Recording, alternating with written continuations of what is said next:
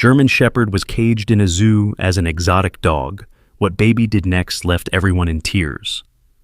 The story you're about to listen will shake you to your core. What this little boy did next left the whole city in tears. Like, share, and subscribe, and let us know in the comments where you're watching from. The summer sun beat down mercilessly on the Anderson family as they made their way through the crowded paths of Pineville City Zoo.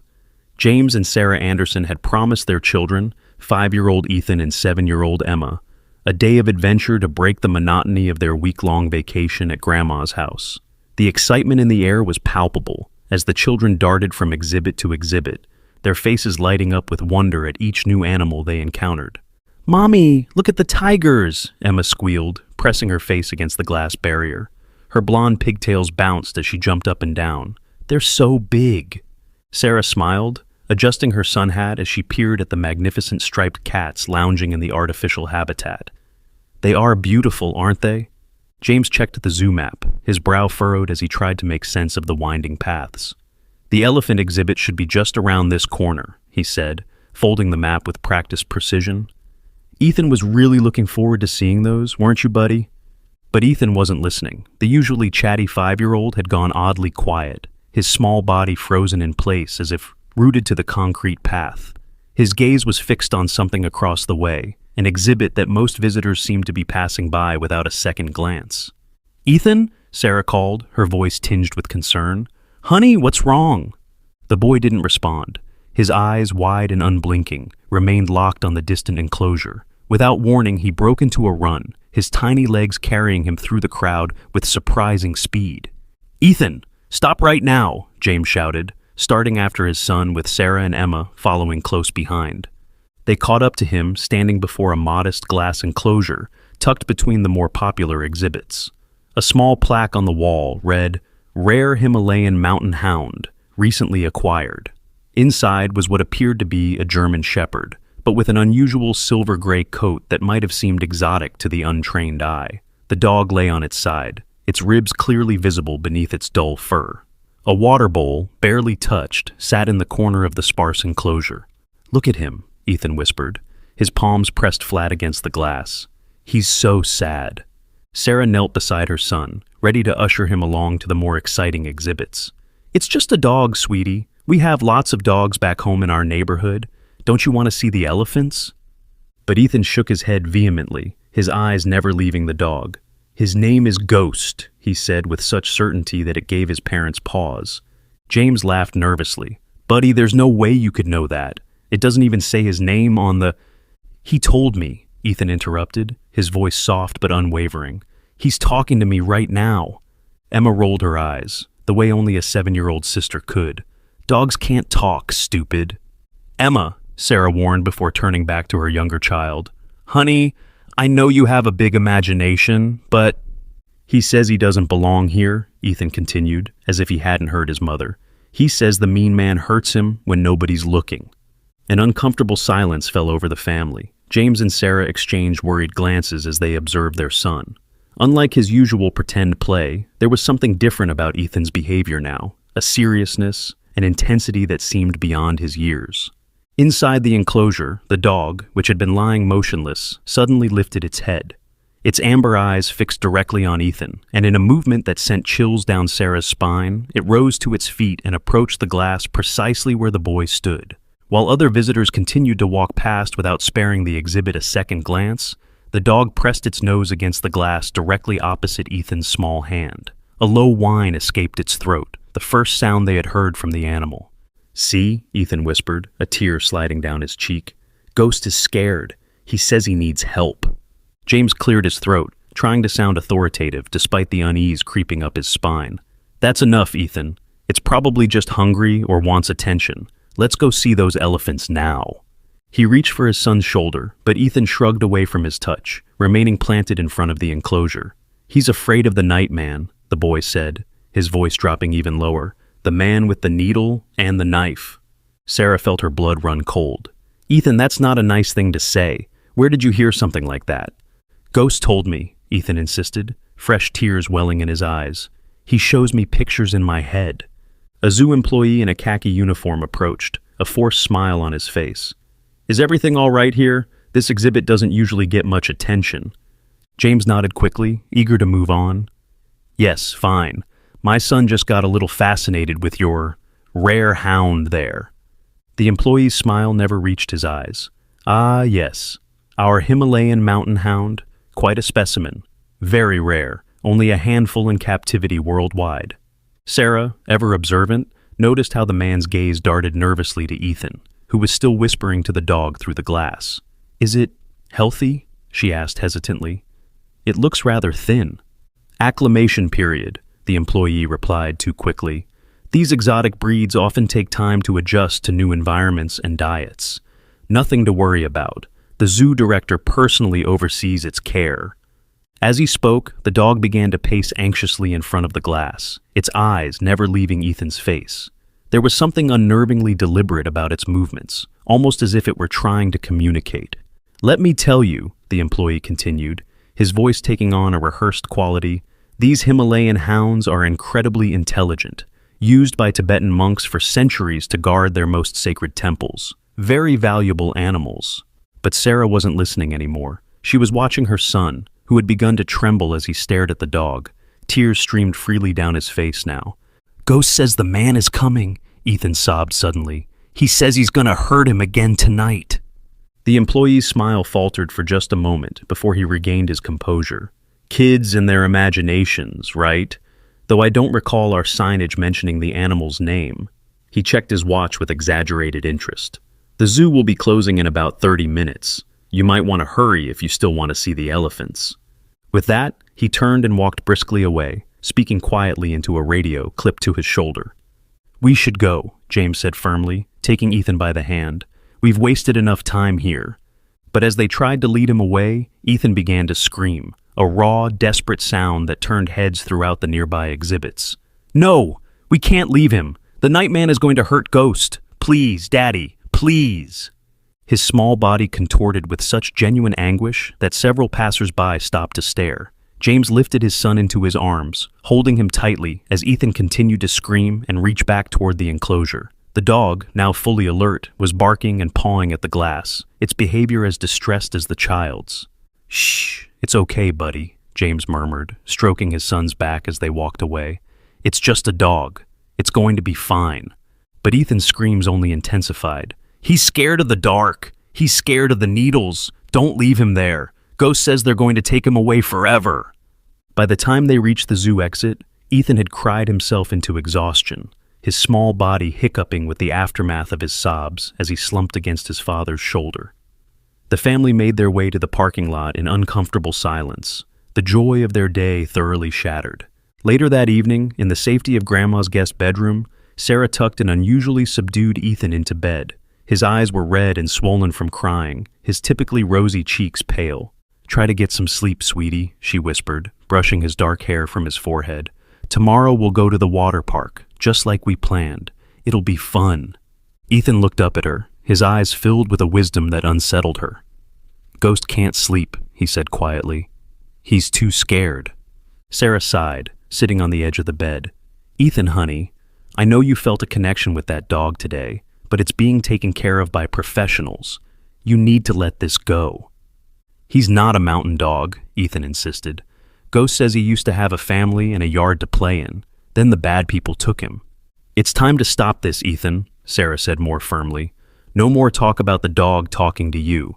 Dogs don't talk, and they don't send pictures to your head. Now, get some sleep. She kissed his forehead and turned out the light, leaving a small night light glowing in the corner of the room. At the door, she paused, watching as her son stared up at the ceiling, his small face solemn in the dim light. Mommy, he called as she began to close the door. Yes, sweetie. Ghost is crying. Sarah closed the door with a soft click, leaning against it for a moment as she tried to make sense of her son's bizarre behavior. Children his age often had imaginary friends, but this felt different. The intensity of his reaction, the specificity of his claims, it all felt unsettlingly real. In the living room, she found James and her mother-in-law, Eleanor, speaking in hushed tones. He finally asleep? James asked, looking up from his coffee. Sarah shook her head. Not yet, but hopefully soon. He's still talking about that dog. Eleanor, a retired elementary school teacher with 40 years of experience with children, frowned thoughtfully. You know, sometimes children pick up on things adults miss. Their perception isn't clouded by logic and experience the way ours is. Mom, please, James sighed. Don't encourage this. It was just a dog in a zoo exhibit that caught his attention. A malnourished dog, Sarah corrected, being passed off as some exotic breed. Did you see its ribs? And the way that employee got nervous when Ethan started talking? Something felt off about the whole thing. James ran a hand through his hair, exasperated.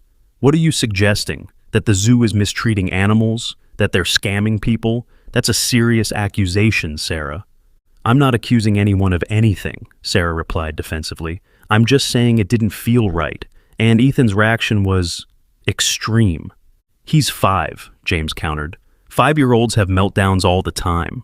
Remember the tantrum he threw last month when we wouldn't buy him that toy robot? Eleanor placed a calming hand on her son's arm. True, but this seemed different, didn't it? The things he was saying about the night man and needles. Where would he even get ideas like that? Before either parent could respond, a blood-curdling scream echoed from the guest bedroom. They rushed to find Ethan sitting bolt upright in bed, his face contorted in terror, his small body drenched in sweat. They're hurting him, he wailed as Sarah gathered him into her arms. They're putting the needle in him. Ghost is screaming, but nobody can hear him. Shh, it was just a nightmare, Sarah soothed, rocking him gently. Just a bad dream. But Ethan shook his head violently. Not a dream. It's happening right now. Ghost is showing me. Look! He thrust his arm toward them, and in the dim light of the night lamp, they could see angry red scratches running from his wrist to his elbow, scratches that hadn't been there when Sarah tucked him in. My God, Eleanor gasped. James, turn on the light. In the harsh glare of the overhead light, the scratches were even more pronounced. 3 distinct lines, too straight to be self-inflicted, too fresh to have gone unnoticed earlier. How did this happen? James demanded, examining his son's arm carefully. Ethan, did you do this to yourself? Ghost did it, Ethan sobbed. He's trying to show me where they hurt him. He needs us to help him. The adults exchanged alarmed glances. I'm calling Dr. Matthews, Eleanor said decisively, referring to the family pediatrician, who was an old friend. This isn't normal. While Eleanor made the call and James inspected the room for anything Ethan might have scratched himself with, Sarah sat with her son, trying to calm his hysterical crying. Ghost says we need to hurry, Ethan hiccuped between sobs. The man with the cold eyes is going to sell him to the fighting people tomorrow. What fighting people? Sarah asked, unable to help herself. The ones who make dogs fight until they die, Ethan whispered, his eyes wide and frightened. Ghost showed me pictures. It's so scary, Mommy. A chill ran down Sarah's spine. How could her 5-year-old possibly know about dogfighting? They were careful about what he watched on television, and it certainly wasn't a topic discussed in their home. Dr. Matthews arrived 30 minutes later, his gray hair disheveled, clearly having been roused from sleep. After examining Ethan and finding no physical cause for his distress or explanation for the scratches, he took Sarah and James aside. Physically, he's fine, the doctor said quietly, but I'm concerned about this sudden fixation and the self-harm. Has he been exposed to any traumatic events recently? Changes in routine? New medications? Both parents shook their heads. Our life is painfully normal, Doc, James said. The most exciting thing we've done all year is this trip to visit Mom. Dr. Matthews nodded thoughtfully. Sometimes children his age go through phases of extreme empathy. They become overwhelmed by the suffering they perceive in the world, whether real or imagined. It's not uncommon, especially in highly sensitive children like Ethan. But the scratches, Sarah persisted. He couldn't have done that to himself, could he? Children in distress can do surprising things, the doctor replied carefully. The mind is powerful, and at his age the line between reality and imagination is often blurred. He prescribed a mild sedative to help Ethan sleep, and suggested they make an appointment with a child psychologist when they returned home. As he prepared to leave, Ethan called out to him from the bed. Dr. Matthews, do you know about the zoo? The doctor approached the bed with a gentle smile. Which zoo is that, Ethan? Pineville Zoo, the boy replied softly. The one with Ghost. Dr. Matthews' smile faltered slightly. Ah, yes. I've taken my grandchildren there many times. Do you know the man with the cold eyes? The zoo director? The doctor glanced at James and Sarah before responding. I believe I've met him at community events. Mr. Reynolds, isn't it? No, Ethan said, his voice suddenly clearer. His name is Victor Blackwood. Ghost showed me his name tag. The color drained from Dr. Matthews' face. Victor Blackwood? Are you sure that's the name you saw, son? Ethan nodded solemnly. Ghost says he used to work at another zoo, but they made him leave because he was mean to the animals. Now he pretends dogs are special, so he can sell them to bad people. Sarah noticed the doctor's hand trembling slightly as he closed his medical bag. Dr. Matthews, is something wrong? The doctor seemed to consider his words carefully before speaking. The name, Victor Blackwood. It was in the news a few years back. There was a scandal at West River Wildlife Park. Allegations of animal mistreatment and illegal trafficking. The director there was forced to resign, but charges were never filed due to lack of evidence. A heavy silence fell over the room. And his name was Victor Blackwood? James asked, his voice barely above a whisper. Dr. Matthews nodded grimly. It was. I remember because my daughter works in animal conservation and was outraged when he wasn't prosecuted. He looked at Ethan with newfound concern. But there's no way Ethan could know that name unless... Unless what? Sarah prompted. Unless he heard it somewhere, the doctor finished, but his tone suggested he wasn't entirely convinced by his own explanation. Listen, I don't want to alarm you, but if what Ethan is saying has any basis in reality, it might be worth looking into. You can't seriously be suggesting, James began. I'm not suggesting anything, Dr. Matthews interrupted. I'm a man of science. But in 40 years of practice, I've seen things I can't explain. Children sometimes know things they shouldn't possibly know. He handed Sarah his card. Call me tomorrow, regardless of what you decide to do. After the doctor left, James, Sarah, and Eleanor gathered in the kitchen, speaking in hushed tones while Ethan finally slept under the influence of the sedative. This is insane, James insisted, pacing the floor. We're not seriously considering that our 5-year-old is psychically communicating with a dog, are we? Of course not, Sarah replied, though her voice lacked conviction. But how do you explain him knowing the director's name, or those scratches appearing out of nowhere? Eleanor, who had been quietly making tea, finally spoke up. When my mother was a girl in Ireland, there was a child in her village who could sense when animals were in distress. They called him the Whisper Boy. People would bring their sick livestock to him, and he would tell them what was wrong. Mom, please, James groaned. Folktales aren't helping right now. It's not a folktale, Eleanor said firmly. It was a real child with a real gift. My mother saw it with her own eyes. Sarah rubbed her temples, feeling a headache coming on. Even if we entertain this possibility, what are we supposed to do? Break into the zoo and steal a dog based on our son's visions? James slammed his hand on the counter. This is ridiculous. We are not entertaining this. Tomorrow we're going to the water park as planned, and that's the end of it. But as they argued, none of them noticed the small figure standing in the hallway, listening to every word. Ethan, having fought through the sedative's effects, slipped back to his room and closed the door silently behind him. With movements far more deliberate than any 5-year-old should possess, he began to draw. Page after page filled with detailed sketches, the zoo's back areas, security cameras, guard schedules, a map of underground corridors, a man with cold eyes injecting something into a dog's neck, cages filled with different breeds, all labeled as exotic species, and most disturbing of all, a calendar with tomorrow's date circled in red, the words Transport Night scrawled across it in a child's unsteady hand. When the house finally fell silent and the first light of dawn began to creep through the windows, Ethan placed his drawings in a neat pile beside his bed. He crawled under the covers and closed his eyes, but not to sleep. In his mind, he could see Ghost, huddled in his cage, trembling as the night guard made his rounds. "I'll help you," Ethan whispered into the darkness. "I promise." Miles away, in the silent, shadowy confines of the Pineville Zoo, a silver-gray German shepherd lifted his head suddenly, as if listening to a voice no one else could hear. For just a moment, the fear in his amber eyes gave way to something else, a flicker of hope.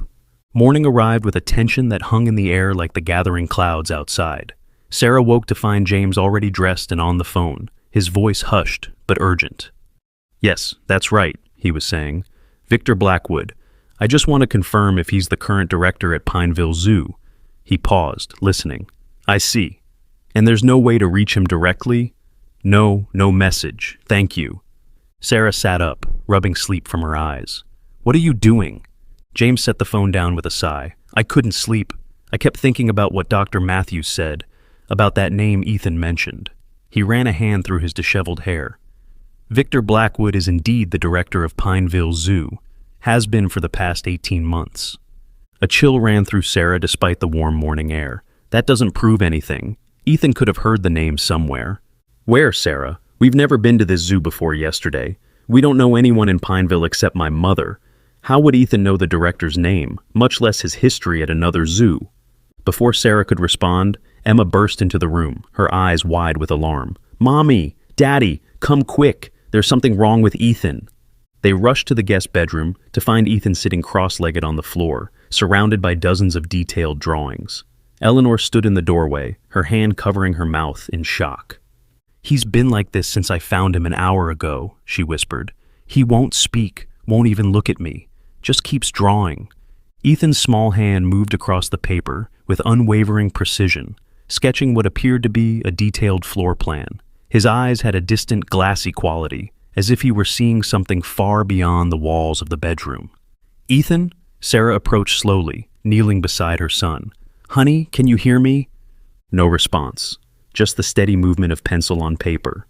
James picked up one of the completed drawings, a remarkably detailed sketch of a man in a lab coat, injecting something into a caged dog. The man's face was rendered with unsettling accuracy, his eyes indeed cold and calculating, just as Ethan had described. This is impossible, James muttered, sifting through the drawings. Look at this. It's like architectural blueprints of the zoo. Back hallways, security camera placements, staff schedules. How could he possibly know any of this? Sarah picked up another drawing that made her blood run cold. A sketch of a loading dock with several vans, men loading cages into them. In one cage, clearly visible, was the silver-gray German Shepherd. The date written at the top of the page was today's. James, she said, her voice barely above a whisper, I think we need to take this seriously. You can't honestly believe... Look at these, Sarah thrust the drawings at him. Our 5-year-old son did not make these up. He couldn't possibly know these details. Something is happening to him, and whatever it is, it's connected to that dog at the zoo. Ethan suddenly dropped his pencil, his head snapping up as if pulled by an invisible string. His eyes focused for the first time that morning, fixing on his parents with an intensity that made them step back. They're moving the schedule up, he said, his voice eerily calm. They know someone was asking questions about Mr. Blackwood. Ghost says we need to go now, right now. Eleanor moved to the bed, sitting down heavily. James, Sarah, I don't know what's happening here, but I've never seen anything like this in 40 years of teaching. This isn't normal childhood behavior. James looked from his son to the drawings, his skepticism warring with the evidence before his eyes. Even if this is something we can't explain, what are we supposed to do? We can't just break into a zoo. We don't have to break in, Ethan said, standing up and gathering his drawings. We just have to go there like normal visitors. Ghost will show me how to find him, but we have to go now. The trucks are coming at noon. The family stared at him, stunned by his sudden lucidity and the authority in his voice, so at odds with his small stature and Batman pajamas. Please, Ethan begged, tears filling his eyes. Ghost is so scared. He says the other dogs are scared too. Mr. Blackwood is selling them to the fighting men today. They're going to die. Sarah and James exchanged a long look, years of marriage allowing them to communicate without words. Finally, James nodded. Okay, he said, kneeling to Ethan's level. We'll go to the zoo, but we stay together, and if we don't find anything suspicious, we leave immediately. Understood? Ethan nodded solemnly. Ghost says thank you. 45 minutes later, the Anderson family pulled into the Pineville Zoo parking lot. The sky had darkened further, promising rain, and the lot was nearly empty, unusual for a summer weekday. That's strange, Sarah remarked as they approached the entrance. Where is everyone? A sign on the ticket booth answered her question. Closed for maintenance. Reopening tomorrow. We apologize for the inconvenience. No, Ethan cried, pulling at the locked gate. They're lying. They closed it so nobody would see the trucks. Ghost says they're packing up right now. James tried to calm his son. Ethan, if the zoo is closed, there's nothing we can do. We should call animal control or the police if you're really concerned. They won't help, Ethan sobbed. Mr. Blackwood has friends in the police. Ghost showed me. Please, we have to get in somehow. As if in answer to his plea, a side door in the administrative building opened, and a young woman in a zoo uniform stepped out, lighting a cigarette. She glanced around furtively before taking a deep drag. Wait here, Sarah said, making a quick decision. She approached the woman with a friendly smile. Excuse me, I'm so sorry to bother you, but my family drove 2 hours to visit the zoo today. We didn't know it was closed. My son is heartbroken. He's been talking about seeing the animals for weeks. The woman blew out a stream of smoke, looking sympathetic but uncomfortable. I'm really sorry, ma'am, but we've got major plumbing issues. Health and safety protocols, we can't let anyone in. Sarah nodded understandingly. Of course, I completely get it. Actually, my son was especially looking forward to seeing your rare Himalayan mountain hound. He did a whole school project on them. Is there any chance we could just peek at that one exhibit? It would mean the world to him. The young woman's expression changed subtly. A flash of something like guilt crossed her face. The mountain hound? I don't think that would be possible. There's a lot going on today with the maintenance and other things. Please, Sarah pressed, letting genuine concern show in her voice. My son hasn't been sleeping well. He's convinced something bad is happening to that dog. I know it sounds crazy, but if he could just see that it's okay, maybe he'll finally get some rest. The woman glanced around nervously, then leaned closer. Listen, I probably shouldn't tell you this, but she hesitated, taking another drag of her cigarette. That dog isn't what they say it is. None of them are. And if your son is worried about something bad happening, she trailed off, a conflicted look on her face. What do you mean? Sarah asked, her heart racing. The woman sighed heavily. I'm leaving this job next week anyway, so screw it. Blackwood's been running this scam for months, finding dogs at shelters, dyeing their fur, passing them off as exotic breeds. The mountain hound is just a German shepherd with a fancy dye job and a sad story. Sarah's mouth went dry. What happens to the dogs? The woman looked away. They don't stay here long. Private collectors, fighting rings. I don't ask questions. But today's a big day, moving day. That's why we're closed for maintenance. She made air quotes with her fingers. That's horrible, Sarah gasped. We need to report this to the authorities. Good luck with that, the woman snorted. Blackwood's got half the local police department in his pocket. Why do you think nobody's stopped him yet? Sarah felt sick to her stomach. Ethan had been right about everything. My son knew, she murmured. Somehow he knew. The woman frowned. What do you mean he knew?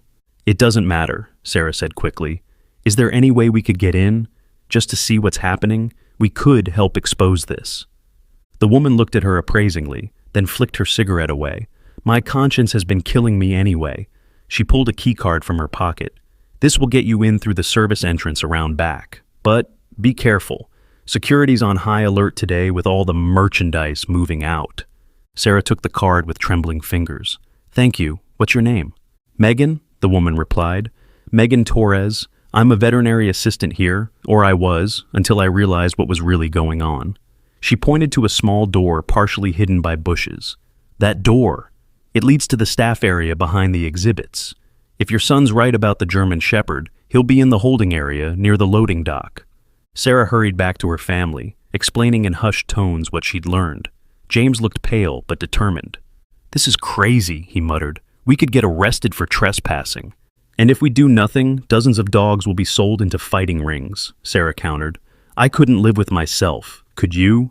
James looked at his son, who was clutching his drawings to his chest, his eyes fixed on the zoo buildings with unwavering intensity. No, he sighed. I couldn't.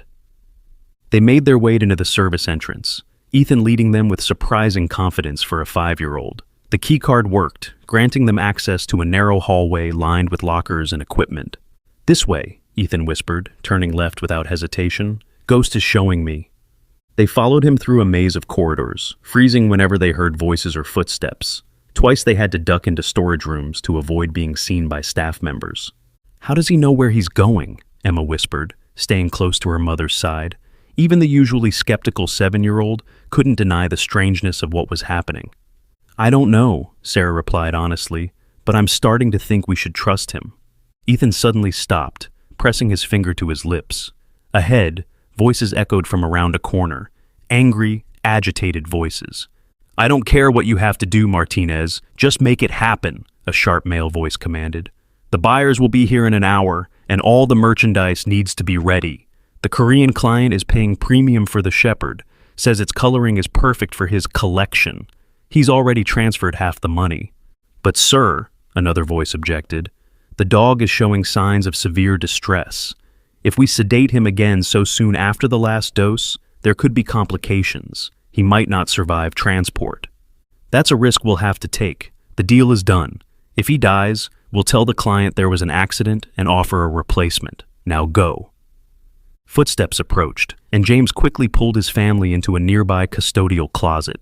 Through the crack in the door, they caught a glimpse of a tall man in an expensive suit, his silver hair perfectly styled, his face twisted in a scowl, the same cold eyes Ethan had drawn with such precision.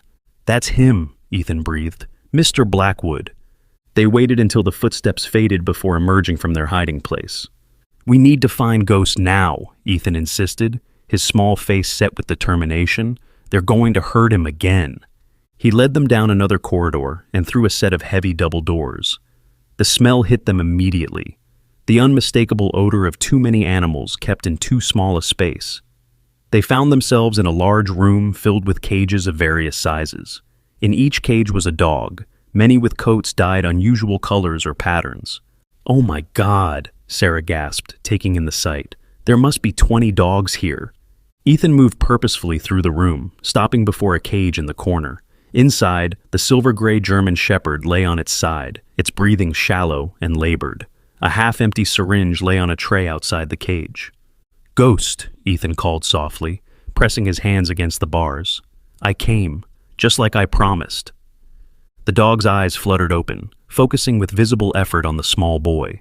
It tried to stand but collapsed, its legs too weak to support its weight. They already gave him the medicine, Ethan said, tears streaming down his face. He says it hurts and makes him sleepy. We need to get him out now. James examined the cage lock. It's a standard padlock. I can't open this without tools. Check the desk over there, Sarah suggested, pointing to a cluttered workstation in the corner. There might be keys. James rummaged through the desk drawers while Sarah took photos of the facility with her phone. We'll need evidence when we report this. What about the other dogs? Emma asked, looking around at the cages. We can't just leave them. We can't save them all ourselves, Sarah explained gently. But once we get Ghost out and alert the authorities, they'll come for the others. Here, James triumphantly held up a ring of keys. One of these should work. As he began trying keys in the padlock, the door to the room burst open. A man in a lab coat stood frozen in the doorway, staring at them in shock. What the hell are you doing in here? He demanded, reaching for the radio on his belt. This is a restricted area. Don't! Sarah stepped forward, her phone held out like a weapon. We know what's happening here. We've documented everything and sent the photos to multiple people already. If you call security, those photos go to the state police and the media. The man hesitated, his hand still on the radio. You have no idea what you're dealing with. Blackwood will what? James interrupted, still working on the lock. Hurt us? Add us to his merchandise? Go ahead and call him. We're not leaving without this dog. The man's eyes darted between them, calculating. You're making a mistake. These aren't just random dogs. They're shelter dogs with dyed fur, Sarah finished for him. We know the scam, and we know about the fighting rings and the collectors. How do you sleep at night, knowing what happens to these animals? A flicker of shame crossed the man's face. I'm a veterinarian.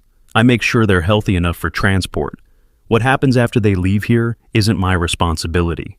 Yes, it is, Emma said suddenly, her 7-year-old voice ringing with conviction. You know it's wrong, and you do it anyway. That makes it your fault, too. The man stared at the little girl, momentarily speechless. Got it, James exclaimed as the padlock finally clicked open. He swung the cage door wide, and Ethan immediately climbed inside, wrapping his arms around Ghost's neck. It's okay now, he whispered into the dog's fur. You're safe. We're going to take you home.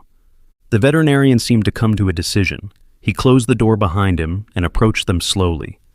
You'll never make it out of here with him. Security is everywhere today because of the shipment, and that dog can barely walk. The sedative was strong.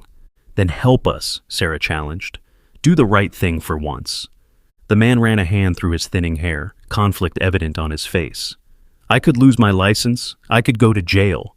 You could go to jail anyway when this operation is exposed, James pointed out. Helping us might look good for you later.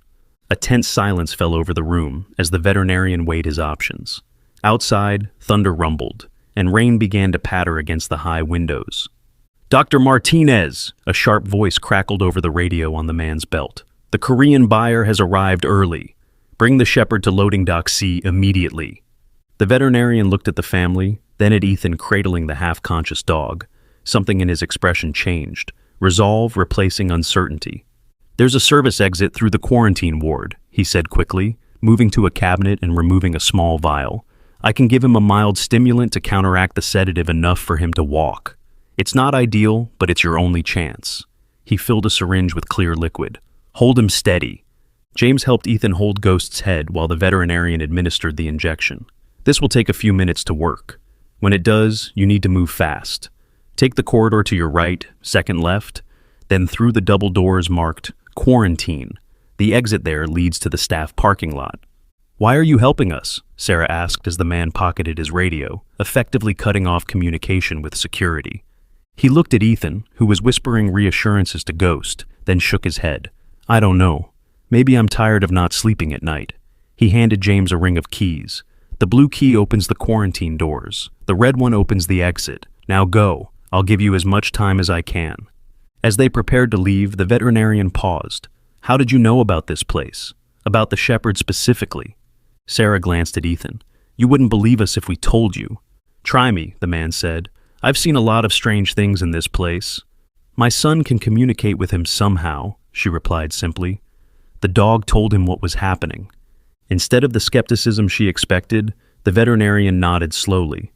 3 weeks ago, I caught Ethan sitting outside that dog's enclosure. He was talking to it, and the dog was responding in ways I've never seen.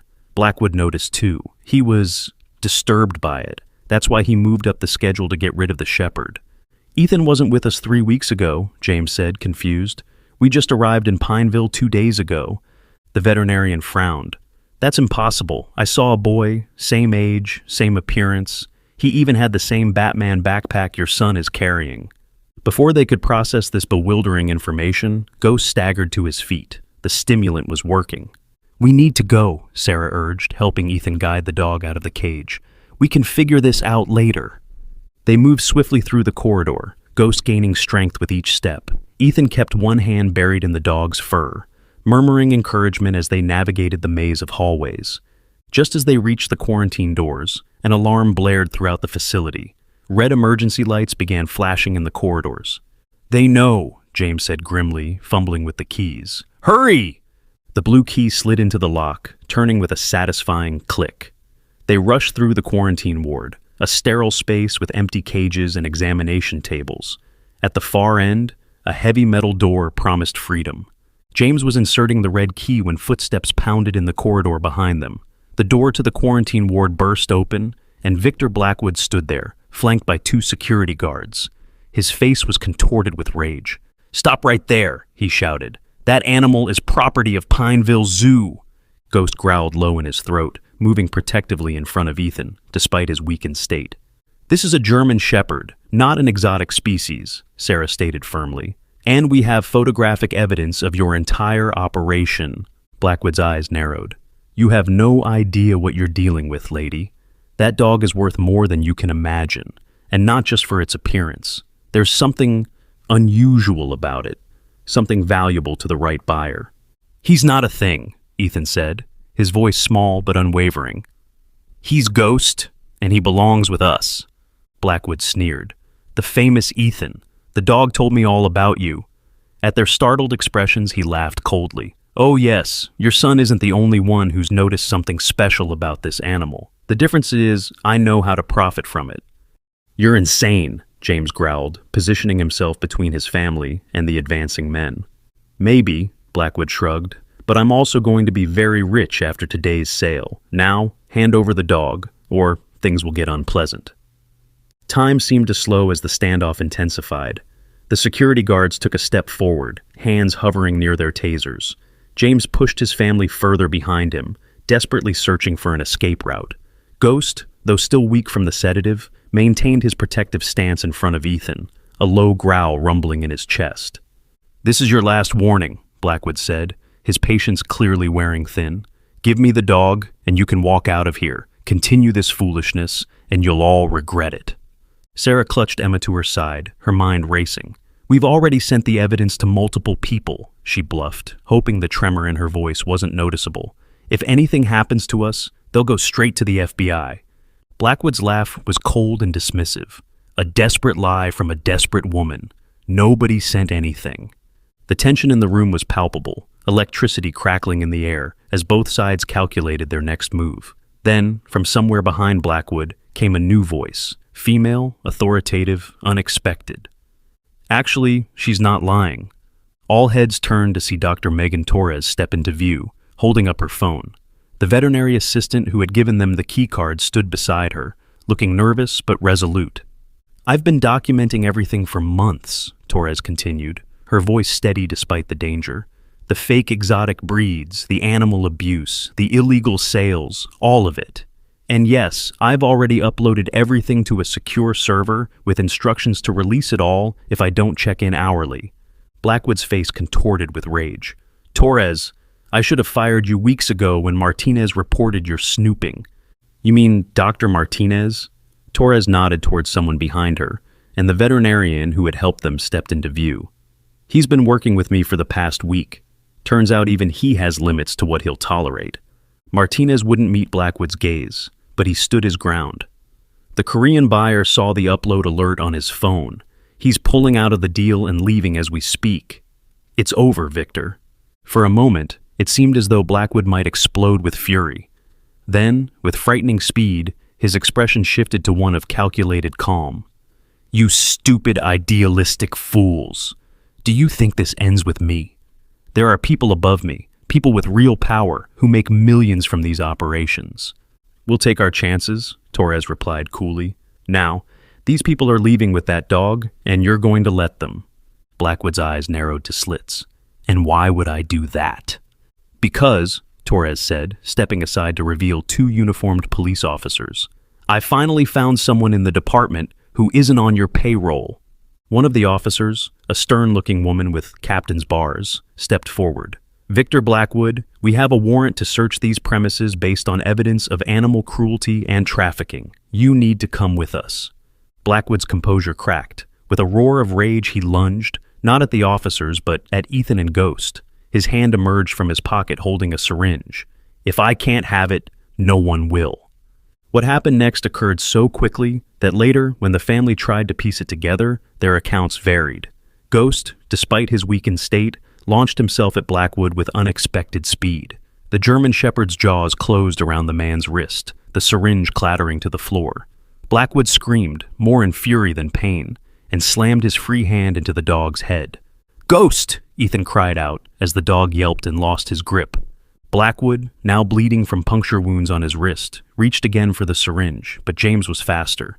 He tackled the zoo director, both men crashing into a metal examination table. The security guards, seeing their boss in trouble, moved to intervene, but found themselves facing the police officers, who had drawn their weapons. "Don't even think about it," the female captain ordered, her aim steady. "Hands where I can see them. Now." In the chaos, Ghost had collapsed, the exertion of attacking Blackwood having depleted his limited strength. Ethan knelt beside him, tears streaming down his face as he cradled the dog's head in his small lap. "Stay with me," he pleaded, stroking the silver-gray fur. "Please, Ghost. You have to stay with me. We're so close." Sarah joined her son, checking the dog's breathing. It was shallow but steady. "He's okay, Ethan. He's just exhausted from the medication and the excitement." Blackwood, now handcuffed and being led away by the second officer, stopped to look back at them. Despite his situation, a sinister smile played on his lips. "You think you've won? That dog won't survive the night. I made sure of it when I realized someone was asking questions. Ask your precious vet what was in that last injection." Dr. Martinez rushed forward, kneeling beside Ghost to check his vitals. His expression grew increasingly grim as he performed a quick examination. His pulse is erratic, and his pupils are dilated. This isn't just from the sedative. He looked up at Sarah and James, his face pale. Blackwood's right. There's something else in his system. Something toxic. "Can you help him?" Sarah asked, clutching Ethan's shoulders as the boy began to sob uncontrollably. Martinez shook his head helplessly. "Not here. He needs a fully equipped veterinary hospital immediately." "My clinic is 10 minutes away," Torres offered. "It's small, but I have emergency supplies and an IV set up." "It's his only chance," Martinez agreed. "We need to move him now." James scooped up the unresponsive dog, struggling slightly under the weight of the large shepherd. "Lead the way." As they rushed through the exit and into the rain-soaked parking lot, Ethan kept one hand on Ghost's fur, whispering something too soft for the others to hear. His face, tear-streaked and desperate, bore an expression no 5-year-old should ever wear, a mixture of profound grief and determined resolve. They piled into Torres' van. Ghost laid across the back with Ethan beside him, never breaking contact. The drive to the clinic passed in tense silence, broken only by the occasional whimper from the dog and Ethan's continuous whispered reassurances. "What was in that injection?" Sarah finally asked Martinez, who sat rigid in the passenger seat. The veterinarian swallowed hard. "If it's what I suspect, it's a compound Blackwood acquired from his contacts in the exotic animal trade. It causes progressive organ failure, painful but not immediate. It's designed to make an animal's death look natural, happening days after it changes hands, so the seller can't be blamed." "My God," Sarah breathed, horror washing over her. "Why would he do that?"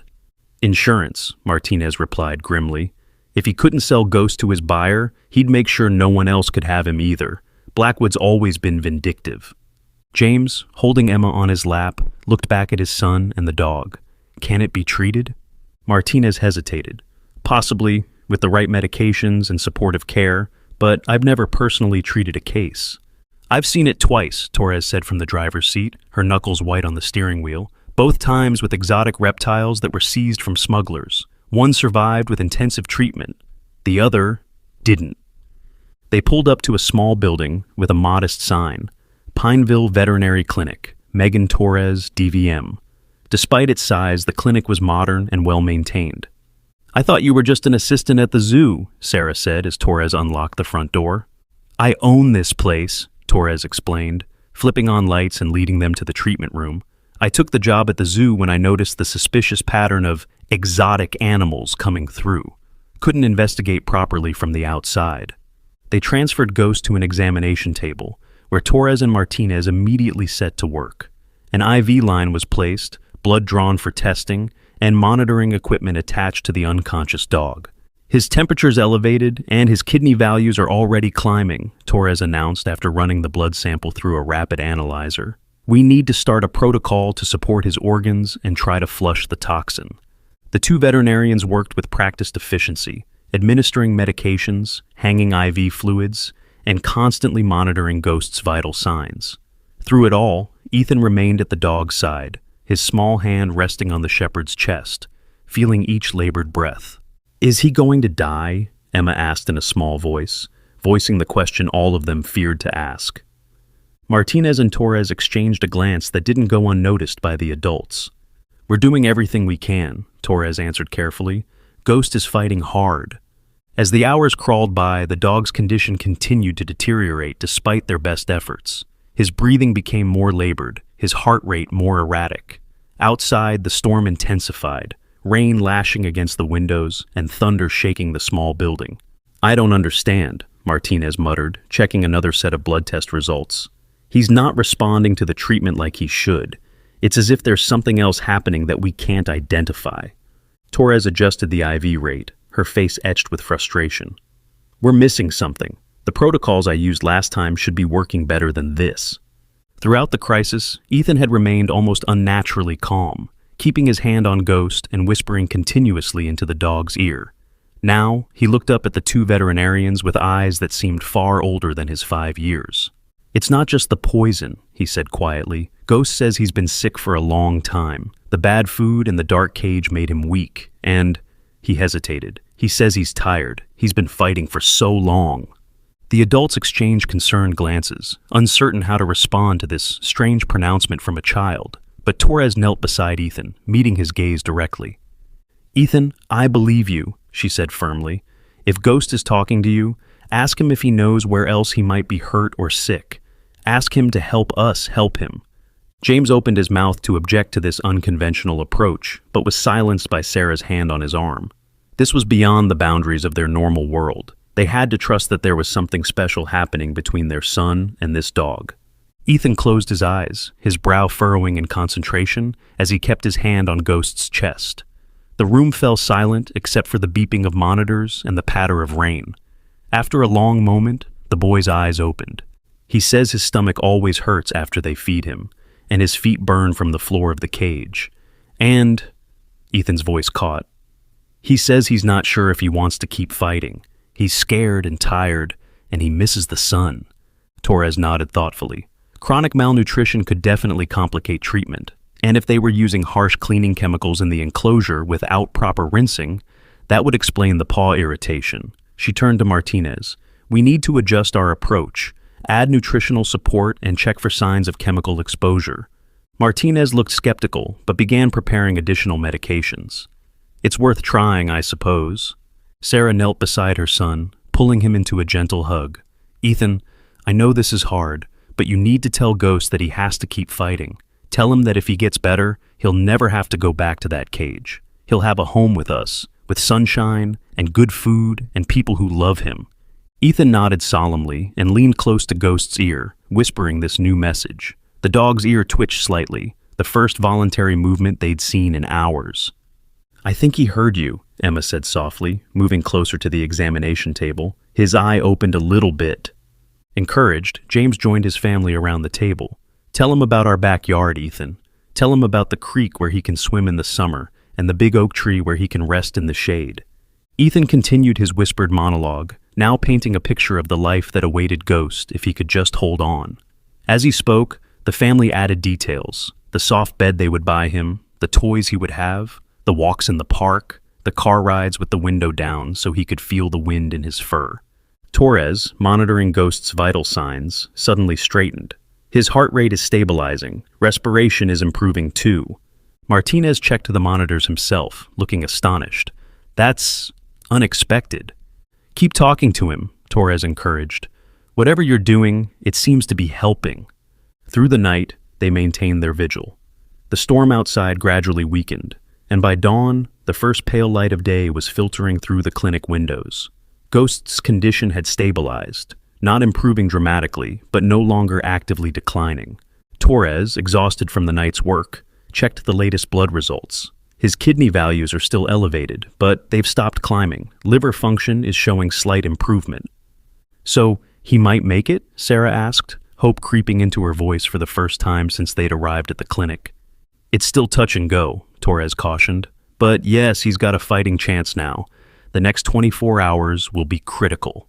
Ethan, who had finally succumbed to exhaustion and fallen asleep with his head resting against Ghost's side, stirred at these words. "He's going to make it," he mumbled sleepily. "Ghost says he wants to see our backyard." As the morning progressed, they established a rotation so family members could take breaks to eat or rest while always ensuring someone stayed with Ghost. During one such break, Sarah stepped outside the clinic to call Eleanor and update her on their extraordinary night. "So, the zoo director has been arrested?" Eleanor asked after Sarah recounted the events. "And the dog, Ghost, he's holding on?" "Yes to both," Sarah confirmed, watching through the window as James helped Ethan sip from a juice box. The police captain said they found evidence of a much larger trafficking operation than anyone suspected. Apparently, Blackwood was just one link in an international chain. "And Ethan, how is he handling all this?"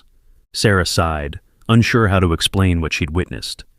"He's incredible, Mom. So brave and focused. It's like he's operating on a completely different level. The connection he has with Ghost, I can't explain it, but I've seen it work. The dog responds to him in ways that defy medical explanation." "Perhaps some things aren't meant to be explained," Eleanor replied softly. "My mother always said children can see the world in ways adults have forgotten how to see." When Sarah returned to the treatment room, she found Dr. Torres examining Ghost's paws with a puzzled expression. "What is it?" Sarah asked, noting the veterinarian's confusion. Torres looked up, shaking her head slightly. "The irritation on his paw pads. It's healing much faster than it should be. And look at this." She gently opened one of Ghost's eyes. His pupils are normally responsive now, which shouldn't be possible given the toxin's known effects on the nervous system. Martinez, who had stepped out to make some calls, returned in time to hear this assessment. The lab results are showing the same thing. The toxin appears to be breaking down in his system at an accelerated rate. It's as if his body suddenly learned how to fight it. They both looked at Ethan, who was holding Ghost's paw, his eyes closed in concentration. "I've been a veterinarian for 15 years, Torres said quietly to Sarah. "I've seen animals make unexpected recoveries. I've seen the power of connection between humans and animals. But this," she gestured to Ethan and Ghost, "this is something else entirely." By mid-afternoon, Ghost was conscious, weak and groggy, but responsive. When he first opened his eyes fully and lifted his head, Ethan's face broke into a smile of such pure joy that it brought tears to everyone's eyes. "He says thank you," Ethan announced, gently stroking the dog's head. "He says you all saved him." "I think you saved him, buddy," James said, placing a hand on his son's shoulder. "Whatever you did, whatever connection you have with him, that's what pulled him through." The door to the clinic opened, and the police captain who had arrested Blackwood entered, accompanied by another officer carrying a file folder. "Mrs. Anderson," the captain approached Sarah. "I'm Captain Rivera. I wanted to update you personally on the situation and ask a few follow-up questions, if that's all right." Sarah nodded, moving to a corner of the room to speak privately with the officers, while Torres and Martinez continued monitoring Ghost. "First, I want to thank you and your family," Rivera began, her tone sincere. "Thanks to your actions and the evidence Dr. Torres gathered, we've been able to shut down a major node in an international animal trafficking network. Blackwood is cooperating with federal authorities in exchange for consideration in his sentencing." "That's good news," Sarah said, relief evident in her voice. "What about the other animals at the zoo? All being evaluated and properly cared for now. Many will require rehabilitation before they can be placed in proper homes or sanctuaries." Rivera hesitated, glancing at the file in her colleague's hands. "There's something else, though. Something unusual that came up during our investigation of Blackwood's records." The second officer opened the file and removed a photograph, handing it to Sarah.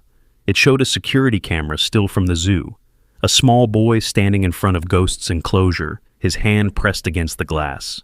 The timestamp showed a date 3 weeks earlier. "This boy," Rivera said carefully, "he bears a striking resemblance to your son." Sarah studied the image, a chill running through her. The child in the photo could indeed be Ethan, same height, same build, similar clothing, but the timestamp made that impossible. "This can't be right. We weren't even in Pineville 3 weeks ago." "That's what we thought," Rivera nodded. "A camera malfunction, perhaps. But then we found more." She motioned to her colleague, who produced several more photos, all showing the same boy visiting Ghost's enclosure on different days, dating back nearly 2 months. "I don't understand," Sarah murmured, examining the images with growing unease. "This isn't possible." According to Dr. Martinez, this mysterious child's visits coincided with moments when the dog seemed to improve despite its poor conditions. Blackwood apparently became obsessed with identifying the boy, convinced there was something unusual happening. That's why he accelerated his plans to sell the dog. He was disturbed by whatever he thought was occurring. Sarah looked across the room at Ethan, still whispering to Ghost, who was now resting his head in the boy's lap. "I don't have an explanation for you, Captain." Rivera followed her gaze, her expression softening.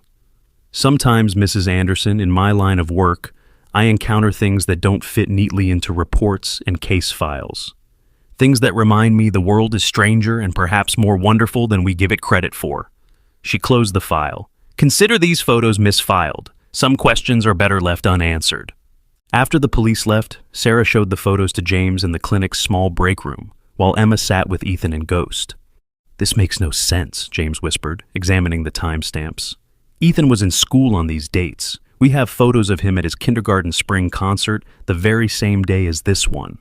Sarah took back the photos, tucking them into her purse. "There's something happening here that goes beyond what we understand, James. I think we just have to accept that." "You really think our son has some kind of psychic connection with this dog? That somehow he was visiting the zoo in spirit or something while his body was at home?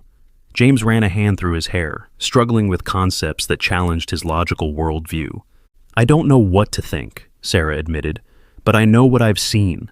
Ghost was dying, and Ethan reached him in a way no one else could. Does it really matter how? When they returned to the treatment room, they found Ghost sitting up on the examination table, still wobbly, but remarkably alert given his condition just hours earlier. Torres was checking his vital signs, a look of amazement on her face. I've never seen anything like this recovery rate, she marveled.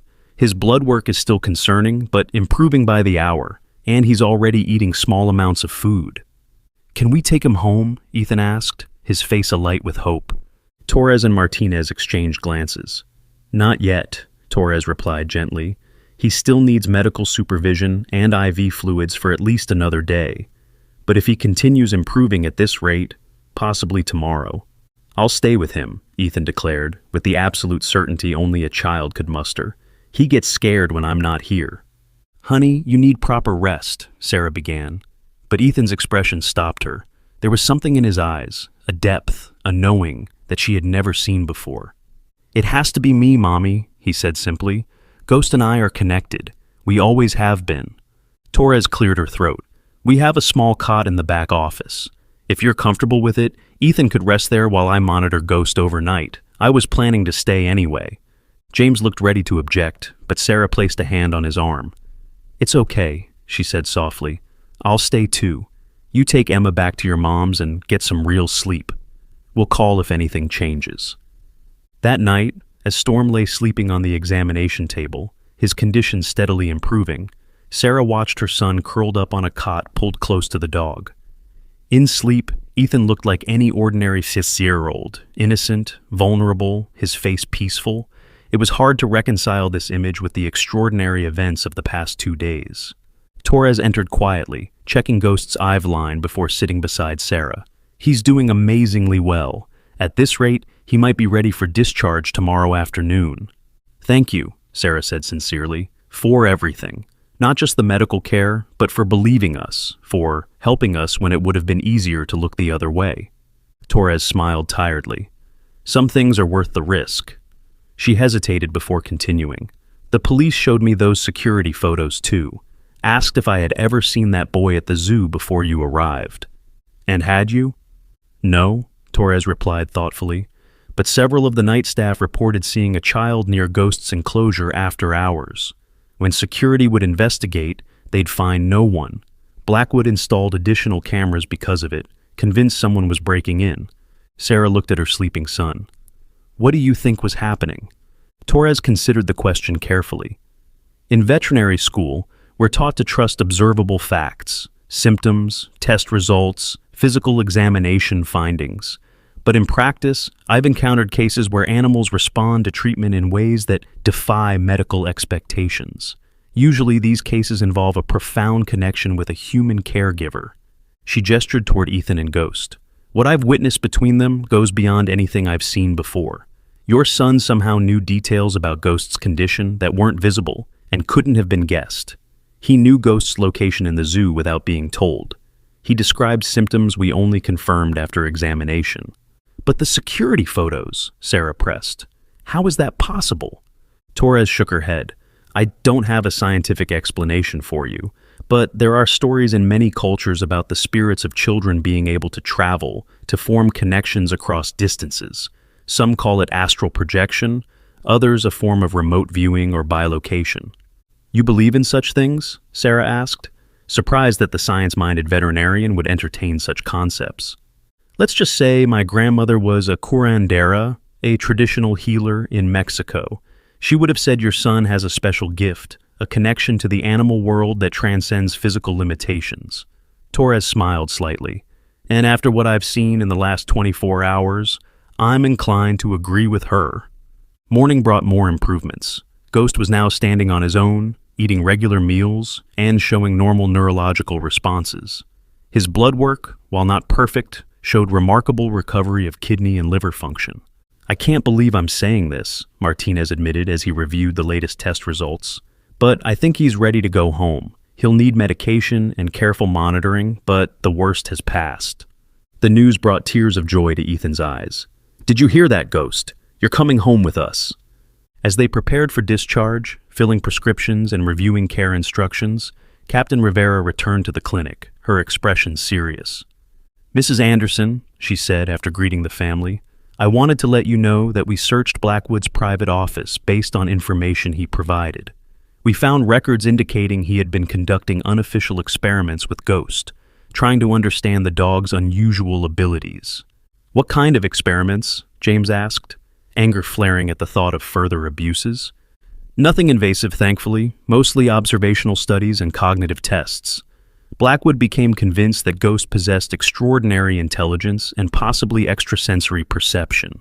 He documented incidents where the dog appeared to know things it couldn't possibly know, upcoming visits, changes in routine, even the intentions of staff members. Rivera glanced at Ghost, who was sitting calmly beside Ethan, the boy's hand resting on his head. According to Blackwood's notes, Ghost began exhibiting these abilities around the same time the mystery child started appearing on security footage. "What are you suggesting?" Sarah asked, though she already sensed where this was heading. "I'm not suggesting anything," Rivera replied carefully. "I'm simply sharing information that might be relevant to your family going forward. Ghost isn't just a rescue dog. He may be something quite extraordinary." As they loaded Ghost into their car later that afternoon, the German Shepherd's strength returning by the hour, Ethan sat beside him in the back seat, their connection palpable even to observers. The dog's silver-gray coat gleamed in the sunlight, already looking healthier than it had in the dim zoo enclosure. "Ready to go home, boy?" James asked, reaching back to pat Ghost's head before starting the engine. Ghost looked at him with intelligent amber eyes that seemed to hold knowledge far beyond that of an ordinary dog. Then he turned to Ethan, resting his head on the boy's lap with a contented sigh. "He's ready," Ethan confirmed, a smile spreading across his face. "He says he's been waiting his whole life to find us." As they drove away from Pineville, leaving behind the horrors of the zoo and the mystery of the security photos, Sarah glanced in the rearview mirror at her son and their new family member. The bond between them was unlike anything she had ever witnessed, profound, inexplicable, beautiful in its mystery. Some connections, she realized, weren't meant to be understood through conventional means. Some bonds transcended the limitations of time, space, and even physical form. And sometimes, the most extraordinary miracles came in the form of a little boy and a silver-gray dog, whose souls had somehow found each other across impossible distances. The journey back to their hometown of Maplewood took just over 4 hours, during which Ghost mostly slept, his head resting on Ethan's lap. The family had called ahead to Eleanor, who had already contacted their local veterinarian, Dr. Wilson, to arrange for a follow-up visit the next day. "How's he doing back there?" Sarah asked, turning to check on Ethan and Ghost as they neared home. "He's dreaming," Ethan replied, stroking the dog's ear gently, "about running in a big field with lots of sunshine." James caught Sarah's eye, a silent understanding passing between them. They had decided to accept Ethan's connection with Ghost without questioning it further, allowing the mystery to remain a mystery. Emma, who had been unusually quiet throughout the drive, finally spoke up. "Is Ghost going to live with us forever?" "Yes," James answered firmly. "He's part of our family now." The little girl nodded, satisfied. "Good. Ethan needs him." It was a simple statement, but profound in its insight. Throughout the crisis, Emma had watched her younger brother transform, becoming more focused, more articulate, more present than he had ever been. It was as though Ghost had awakened something in Ethan that had been dormant before. As they pulled into their driveway, the familiar sight of their 2-story suburban home was a welcome relief after the intensity of the past few days. Ghost lifted his head at the sound of the car engine shutting off, his amber eyes taking in his new surroundings with alert interest. "This is home, Ghost," Ethan whispered excitedly. "Our home." James opened the back door, and Ghost carefully stepped out, his legs still a bit wobbly, but growing stronger by the hour. The dog paused on the lawn, lifting his nose to the air and taking in the sense of his new environment. Then, with deliberate movements, he walked to Ethan's side and sat, as if waiting for a cue. "He wants to see the backyard," Ethan announced, leading the dog around the side of the house to the gate. "He says it smells like good dirt and squirrels." The family followed, watching as Ethan opened the gate to reveal their modest but well-kept backyard, A large oak tree dominated one corner, offering ample shade. A small vegetable garden occupied another section, and a wooden deck with a table and chairs extended from the back of the house. Ghost stepped into the yard tentatively, his movements becoming more confident as he explored. He sniffed the base of the oak tree, investigated the garden's perimeter, and finally made his way to a sunny patch of grass, where he lowered himself carefully and stretched out, his silver-gray coat gleaming in the late afternoon sun. "He's happy," Ethan declared, sitting cross-legged beside the dog. "He says it's exactly like I showed him." That evening, as the family settled into their normal routine, the extraordinary events at Pineville Zoo began to feel almost dreamlike. Ghost adapted to the house with remarkable ease, as though he had lived there all his life. He followed the family rules without needing to be taught, didn't beg at dinner, and seemed to innately understand which furniture he was allowed on and which was off limits. "It's like he already knows our household routines," James remarked, as Ghost calmly settled onto the designated dog bed they had hastily purchased on the way home. "He does," Ethan said matter-of-factly, assembling a puzzle on the living room floor. "I showed him everything while he was in the cage. He saw our house a lot of times before he came here." Sarah and James exchanged glances but didn't press for details. Some questions were better left unexplored. That night, after Ethan had fallen asleep with Ghost lying protectively beside his bed, Sarah found herself unable to rest. She slipped on downstairs to make a cup of tea and found James already in the kitchen, staring thoughtfully at his laptop. "Can't sleep either?" she asked, filling the kettle. James shook his head. "I've been researching something. Remember how Captain Rivera mentioned Blackwood's experiments with Ghost? I was curious about what he might have discovered." Sarah joined him at the table, peering at the screen. "And there's a whole field of study around animal cognition and extraordinary animal abilities." He turned the laptop so she could see better. Cases of dogs knowing when their owners are coming home from miles away. Animals that can detect seizures or cancer before medical tests show anything. Pets finding their way home across hundreds of miles. "You think Ghost has abilities like these?" James sighed, running a hand through his hair. "I don't know what to think anymore, but look at this." He clicked to another tab showing an obscure scientific journal article. "There's research suggesting that certain animals can form telepathic bonds with humans, particularly children. The theory is that children's brains are more receptive to these connections because they haven't yet fully developed the filtering mechanisms adults have." "And Ethan seems especially sensitive," Sarah mused, remembering how their son had always displayed an unusual affinity for animals, even before Ghost. "There's more," James continued, his voice lowering despite the sleeping household. "I found an article about a German shepherd in a research facility in Eastern Europe. Silver-gray coat, unusual cognitive abilities. The facility was shut down due to ethical concerns 3 years ago, and all the animals were supposedly euthanized. You think Ghost might have come from there? The timing fits. Ghost is estimated to be around 4 years old, according to Torres' assessment. And look at this." He showed her a grainy photo from the article. A silver-gray shepherd puppy in a clinical setting, a small identification tag on its collar, clearly visible despite the image quality. Sarah peered closer, a chill running through her. GS7. The same tag was on Ghost's collar at the zoo. Blackwood must have known Ghost's history. "Which explains his obsession," James nodded. "He wasn't just selling an exotic-looking dog. He was trafficking a genetically enhanced animal with potentially valuable cognitive abilities." The kettle whistled, and Sarah rose to prepare her tea, her mind racing with implications. "Should we tell Ethan any of this?" James closed the laptop with a decisive click. "No. Ghost is just a dog now, our dog. Whatever happened in his past stays there. He deserves a normal life, and so does Ethan." Sarah agreed, though she wondered if normal was still possible after what they had witnessed. As she sipped her tea, she found herself strangely at peace with the uncertainty. Some mysteries weren't meant to be solved, only experienced and honored.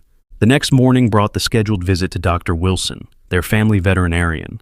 Sarah had called ahead to explain some of Ghost's medical history, though she had carefully edited the more extraordinary aspects of their experience.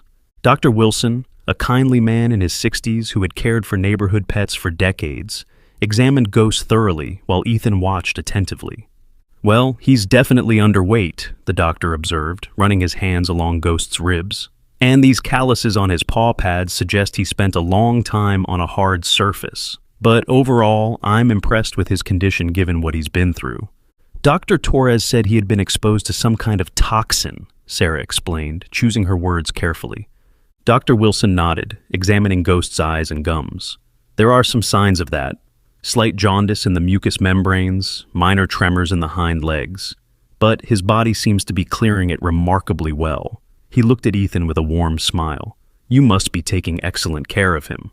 We help each other, Ethan replied simply, his hand never leaving Ghost's side. The doctor prescribed a special diet to help Ghost regain weight and strength, along with supplements to support his liver and kidney function.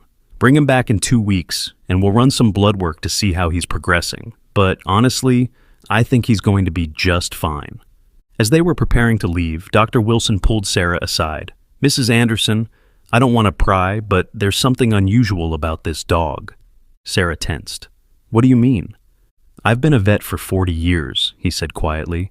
I've seen thousands of German shepherds. This coloration, this particular silver gray, it's not a natural variation in the breed. It's either an extremely rare genetic mutation or what? Sarah prompted when he hesitated. Or it's the result of genetic manipulation.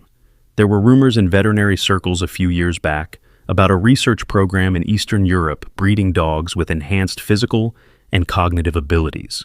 The photos I saw of those animals had a similar coat color. Sarah kept her expression neutral, though her heart raced. That sounds like science fiction, Dr. Wilson. The old veterinarian smiled kindly. Perhaps, but I've learned over the years that the truth is often stranger than fiction. Whatever Ghost's origins, he's found a good home with your family. That's what matters most. On the drive back, Sarah debated whether to share this conversation with James. They had agreed to leave Ghost's mysterious past behind, but it seemed determined to follow them. Ghost says Dr. Wilson is a good doctor, Ethan remarked from the back seat, interrupting her thoughts. But he knew Ghost was special as soon as he saw him. Sarah glanced in the rearview mirror, startled. Did Ghost tell you that? Ethan nodded, absently stroking the dog's head. Ghost says lots of people will know he's special, but we don't need to worry. He won't let anyone take him away again. The confidence in her 5-year-old's voice should have been comical coming from such a small child. But instead, Sarah found it oddly reassuring. Whatever bond existed between Ethan and Ghost, it seemed to provide a sense of security to both of them. As the weeks passed, life gradually settled into a new routine. Ghost grew stronger daily, his coat becoming glossier, his eyes brighter. He fit seamlessly into the family dynamic, intuiting each person's needs with uncanny precision. When Emma was struggling with a difficult homework assignment, Ghost would sit beside her, offering silent companionship until her frustration passed. When James worked late in his home office, the dog would quietly nudge his arm at exactly 10 p.m., a gentle reminder to get some rest. For Sarah, who occasionally suffered from migraine headaches, Ghost would appear at her side minutes before an attack started, giving her time to take her medication. But it was with Ethan that Ghost's extraordinary connection was most evident.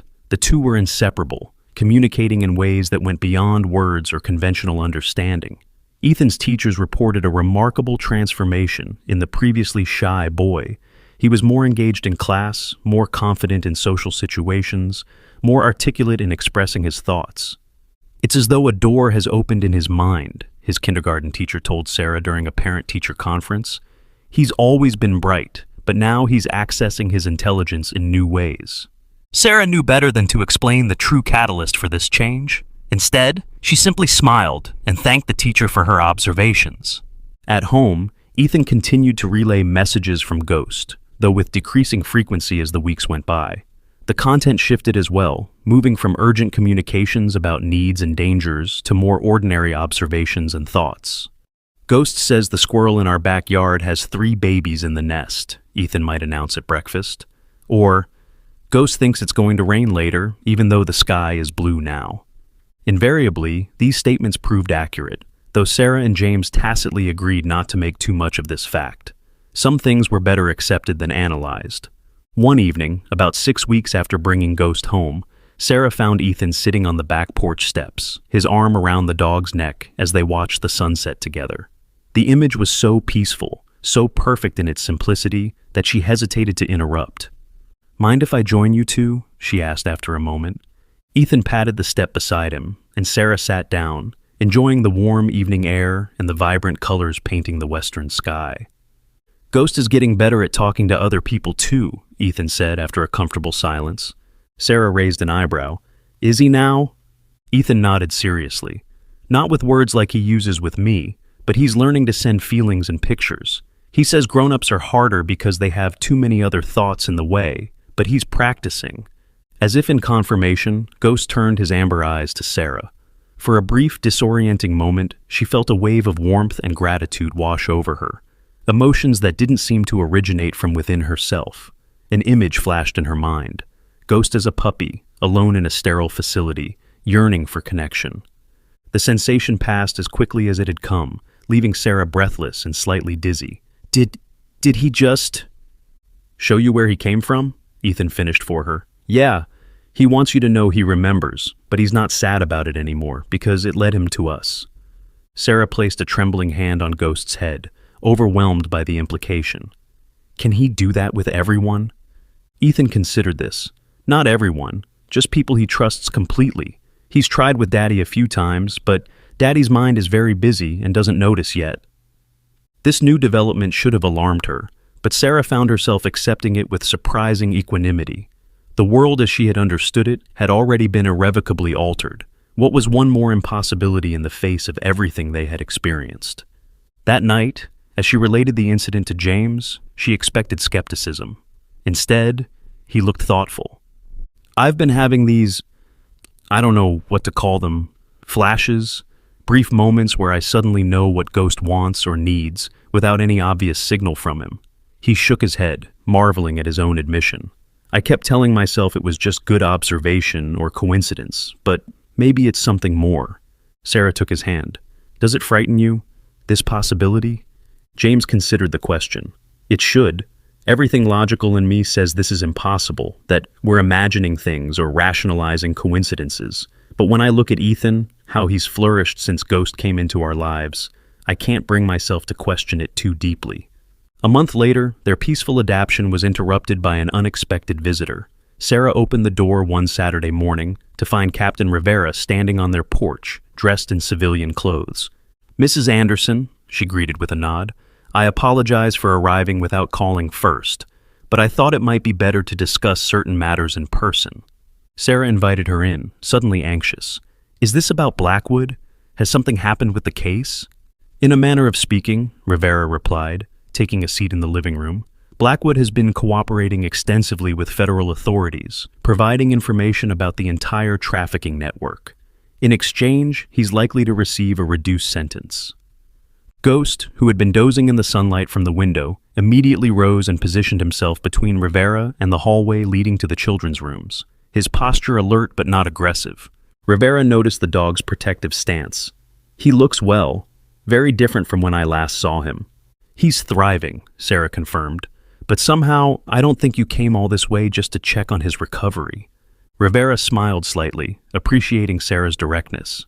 "No, I didn't." She reached into her bag and removed a manila envelope. "During further investigation of Blackwood's files, we discovered additional information about Ghost's origins. Information I thought you should have." She removed several documents from the envelope, spreading them on the coffee table. Ghost, or Subject GS7 as he was designated, was part of a classified research program called Project Sentinel. The program was focused on developing animals with enhanced cognitive abilities for military and intelligence applications. Sarah glanced at the documents, which included scientific reports, brain scans, and progress evaluations. "Why are you showing me this?" "Because you deserve to know what you're dealing with," Rivera replied. GS7 wasn't just any test subject. He was the program's most successful result. According to these records, he demonstrated unprecedented abilities in telepathic communication, particularly with children involved in the testing. "There were children in this program?" Sarah asked, horrified. Rivera nodded grimly. "The ethical violations were what ultimately led to the program's shutdown. The scientists discovered that while the genetically modified animals could form limited connections with adult subjects, they bonded much more powerfully with prepubescent children, whose neurological development was still in flux." "What happened to the children?" They were removed from the program when the ethics committee intervened. Their identities were protected, and they received psychological support. Rivera tapped another document.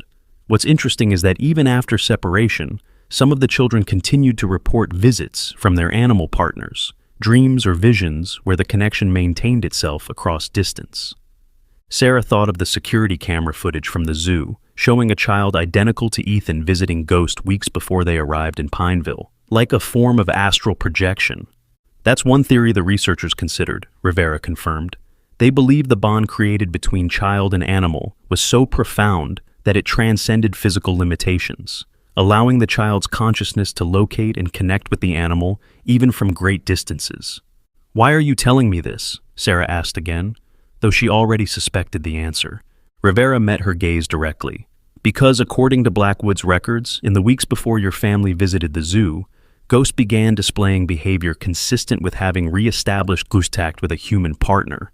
He would stare at empty space, react to unseen stimuli, and show marked improvement in his condition, despite the poor environment." "You think Ethan was connecting with Ghost before they ever physically met?"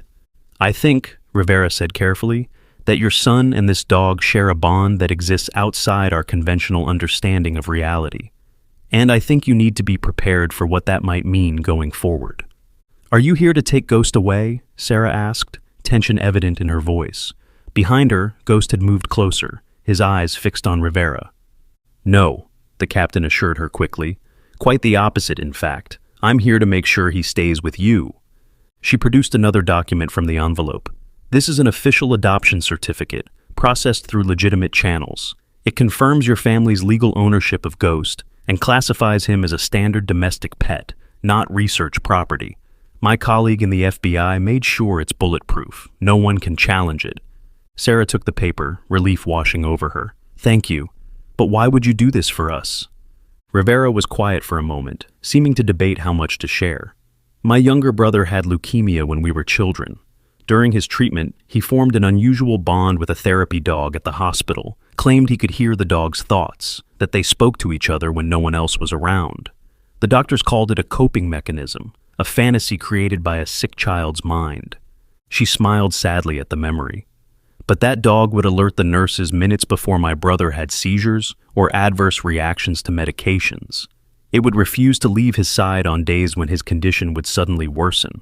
I witnessed things that medical science couldn't explain." "What happened?" Sarah asked gently. "My brother recovered, against the odds. The dog died a few years later, just stopped eating one day and was gone within a week. The night it died, my brother woke up crying, saying he'd dreamed the dog came to say goodbye."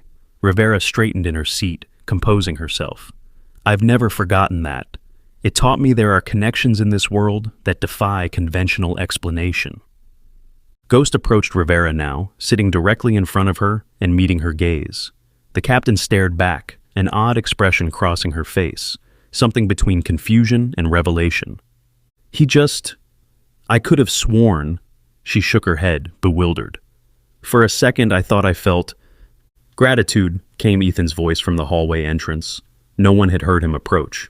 "Ghost is saying thank you for helping us and for understanding."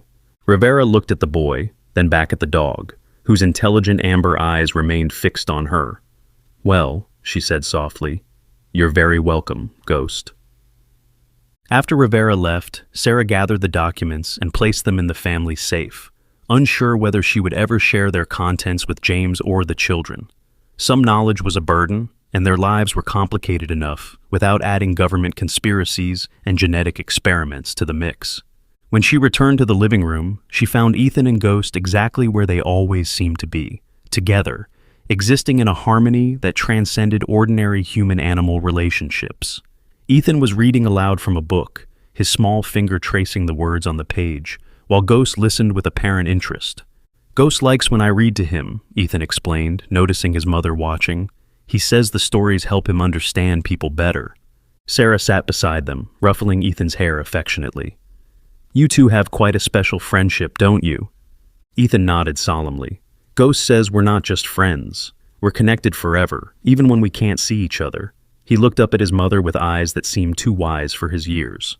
"Like before, when I could visit him at the zoo, even though my body was here at home." Sarah had never directly acknowledged this aspect of their bond, preferring to let the mystery remain unspoken. But now she found herself asking, "How did that work, Ethan? How were you able to find Ghost before we ever went to Pineville?" Ethan considered the question with the serious contemplation children reserve for matters of genuine importance. "It started with dreams. I kept dreaming about a silver dog who was sad and locked in a dark place. He would talk to me in the dreams, tell me his name was Ghost, and show me where he was. And then what happened? One night, I really wanted to help him, more than anything in the whole world. I fell asleep thinking about him, and when I woke up, I was still in my bed, but I was also there with him, like my thinking part could go places without my body." "Weren't you scared?" Sarah asked, marveling at her son's matter-of-fact description of something so extraordinary. Ethan shook his head. "Not with Ghost. He made me brave. He taught me how to find him, how to see through walls and locked doors. We practiced a lot, and it got easier. I would visit him every night, and sometimes during quiet time at school." Ghost rested his head on Ethan's knee, a gesture of such simple affection that it brought tears to Sarah's eyes. Whatever forces had brought these two souls together, across distance, across seemingly insurmountable barriers, had created something beautiful. "Ghost says it doesn't matter how we found each other," Ethan continued, interpreting the dog's silent communication with practiced ease. "Just that we did. And now we'll always be able to find each other, no matter what." Sarah wrapped an arm around her son's shoulders, her other hand coming to rest on Ghost's soft fur. In that moment, she felt it too, a whisper of connection, a sense of something larger than herself, a glimpse into mysteries she would never fully comprehend, but could learn to accept with wonder rather than fear. Outside, the late afternoon sun filtered through the leaves of the oak tree, casting dappled shadows across the lawn. A squirrel chattered from a high branch, and somewhere in the distance, children laughed as they played. Ordinary sounds, ordinary moments, made extraordinary by the knowledge that the world contained more magic than most people ever suspected. Ghost says, even when people don't believe in magic, it's still there, Ethan said, seemingly reading his mother's thoughts. You just have to know how to look for it. Sarah smiled, content in the knowledge that her son had found a kind of magic most people spend their whole lives searching for. The purest connection between two souls who recognize each other across all boundaries and limitations.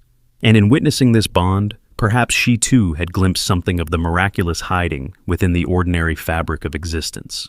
6 months passed, each day bringing new developments in Ghost's recovery and integration into the Anderson family. The once malnourished, frightened dog had transformed into a strong, confident companion with a gleaming silver-gray coat and alert amber eyes that seemed to miss nothing. Dr. Wilson pronounced him in perfect health during their latest checkup, marveling at his remarkable recovery. I've never seen an animal bounce back from such severe conditions so completely, the veterinarian had commented, reviewing Ghost's latest blood work. It's almost as if he's healing himself through sheer force of will. Or perhaps, Sarah thought, but didn't say, through the power of an extraordinary connection with a 5-year-old boy. Life had settled into comfortable rhythms. Ghost accompanied Ethan to school for special events, charming teachers and classmates alike, with his impeccable behavior and obvious devotion to the boy. James had installed a doggy door leading to their fenced backyard, allowing Ghost the freedom to come and go as he pleased. Emma had appointed herself responsible for his grooming, spending hours brushing his luxurious coat while telling him about her day at school. And Ethan, quiet, sometimes hesitant Ethan, had blossomed. His kindergarten teacher reported that he had become one of the most articulate students in class, often sharing insights that seemed beyond his years. His social skills had improved dramatically as well, with Ghost serving as a natural conversation starter with other children. Ghost told me that Max is sad today because his hamster died, Ethan might say, approaching a classmate with genuine compassion. Or, Ghost thinks you'd be good at drawing, you should try using the blue marker. These uncanny observations were generally attributed to a sensitive child's heightened empathy, rather than actual communication with a dog. After all, the adult mind naturally resists explanations that challenge its understanding of reality. It was easier to believe that Ethan was simply unusually perceptive. The family had learned to navigate this delicate balance, acknowledging the extraordinary bond between boy and dog within their home, while presenting a more conventional narrative to the outside world. Ghost, for his part, seemed to understand the necessity of this discretion, behaving like an exceptionally well-trained but otherwise ordinary dog in public. One crisp autumn morning, as leaves fell from the oak tree in their backyard, Sarah looked out the kitchen window to see Ethan and Ghost sitting beneath its branches. The boy appeared to be deep in conversation, his small hands gesturing animatedly, while Ghost listened with characteristic intensity. James came up behind her, wrapping his arms around her waist as they both observed the scene. "What do you think they're talking about?" he asked, his voice holding a hint of wonder that had not diminished despite months of witnessing their unusual connection. "Who knows?" Sarah replied softly. "Ghosts past, maybe, or the secrets of the universe. With those two, it could be anything." Later that afternoon, as Sarah folded laundry in the living room, Ethan approached her with an unusually serious expression. "Mommy," he began, Ghost at his side as always, "Ghost says it's time to tell you something important." Sarah set aside the towel she'd been folding. "What is it, honey?" Ethan sat cross-legged on the carpet, Ghost settling beside him in perfect synchronicity. "Ghost says there are others like him, other special animals who can talk to people, and there are people looking for them, bad people who want to use them for wrong things."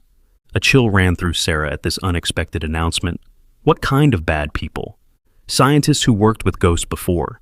Ghost says they lost their funding when their project was shut down, but they've been working in secret. They want to find the animals who escaped or were adopted out. Sarah struggled to maintain a calm expression, despite her rising alarm. "How does Ghost know this?" "He can feel them searching," Ethan replied simply. "Their minds are like flashlights in the dark, looking for bright spots. Ghost has been hiding his brightness so they can't find him, but it's getting harder because he's getting stronger." The matter-of-fact way Ethan delivered this disturbing information made it all the more unsettling. Sarah glanced at Ghost, whose intelligent eyes met hers with what seemed like apology. Is there something we should do?" she asked, addressing both her son and the dog. Ethan nodded. "Ghost says we need to find the others before the bad people do. He can feel 3 of them nearby, within a day's drive. They're scared and don't understand what's happening to them." "Ethan, we can't just..." "Ghost says it's important, Mommy. Really important. The bad people are getting closer." Sarah took a deep breath, trying to process this unexpected development. "Let me talk to your father about this, okay? This is a lot to think about." Ethan nodded solemnly. "Ghost says there's still time, but not much. The closest one is a border collie living with an old man about 2 hours from here. The old man doesn't know his dog is special."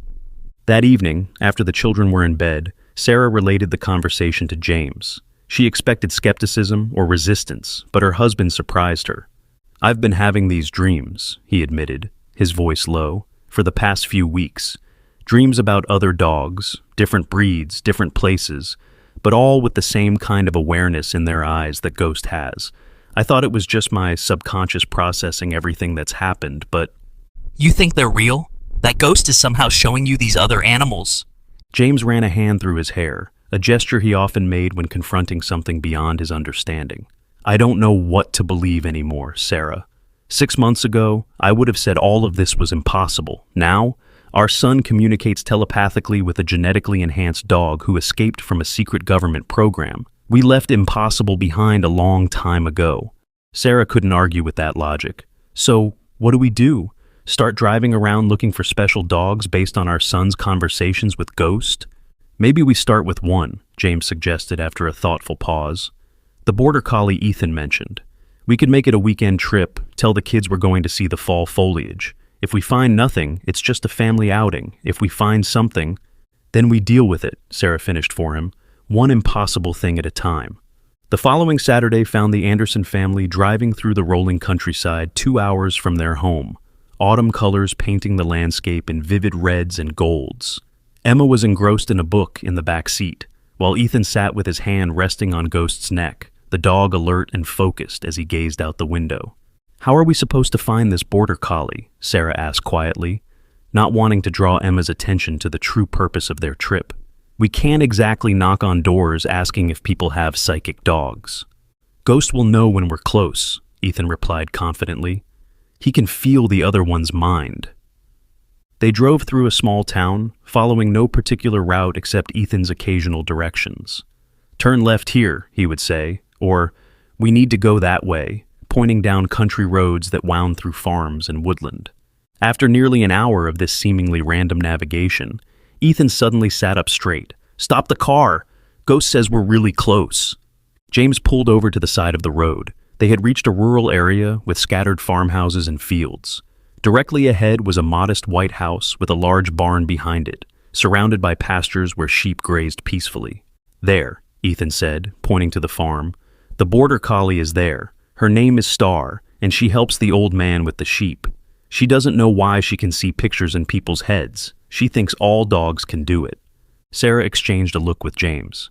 "Now what? We can't just walk up to a stranger's house and ask about his dog."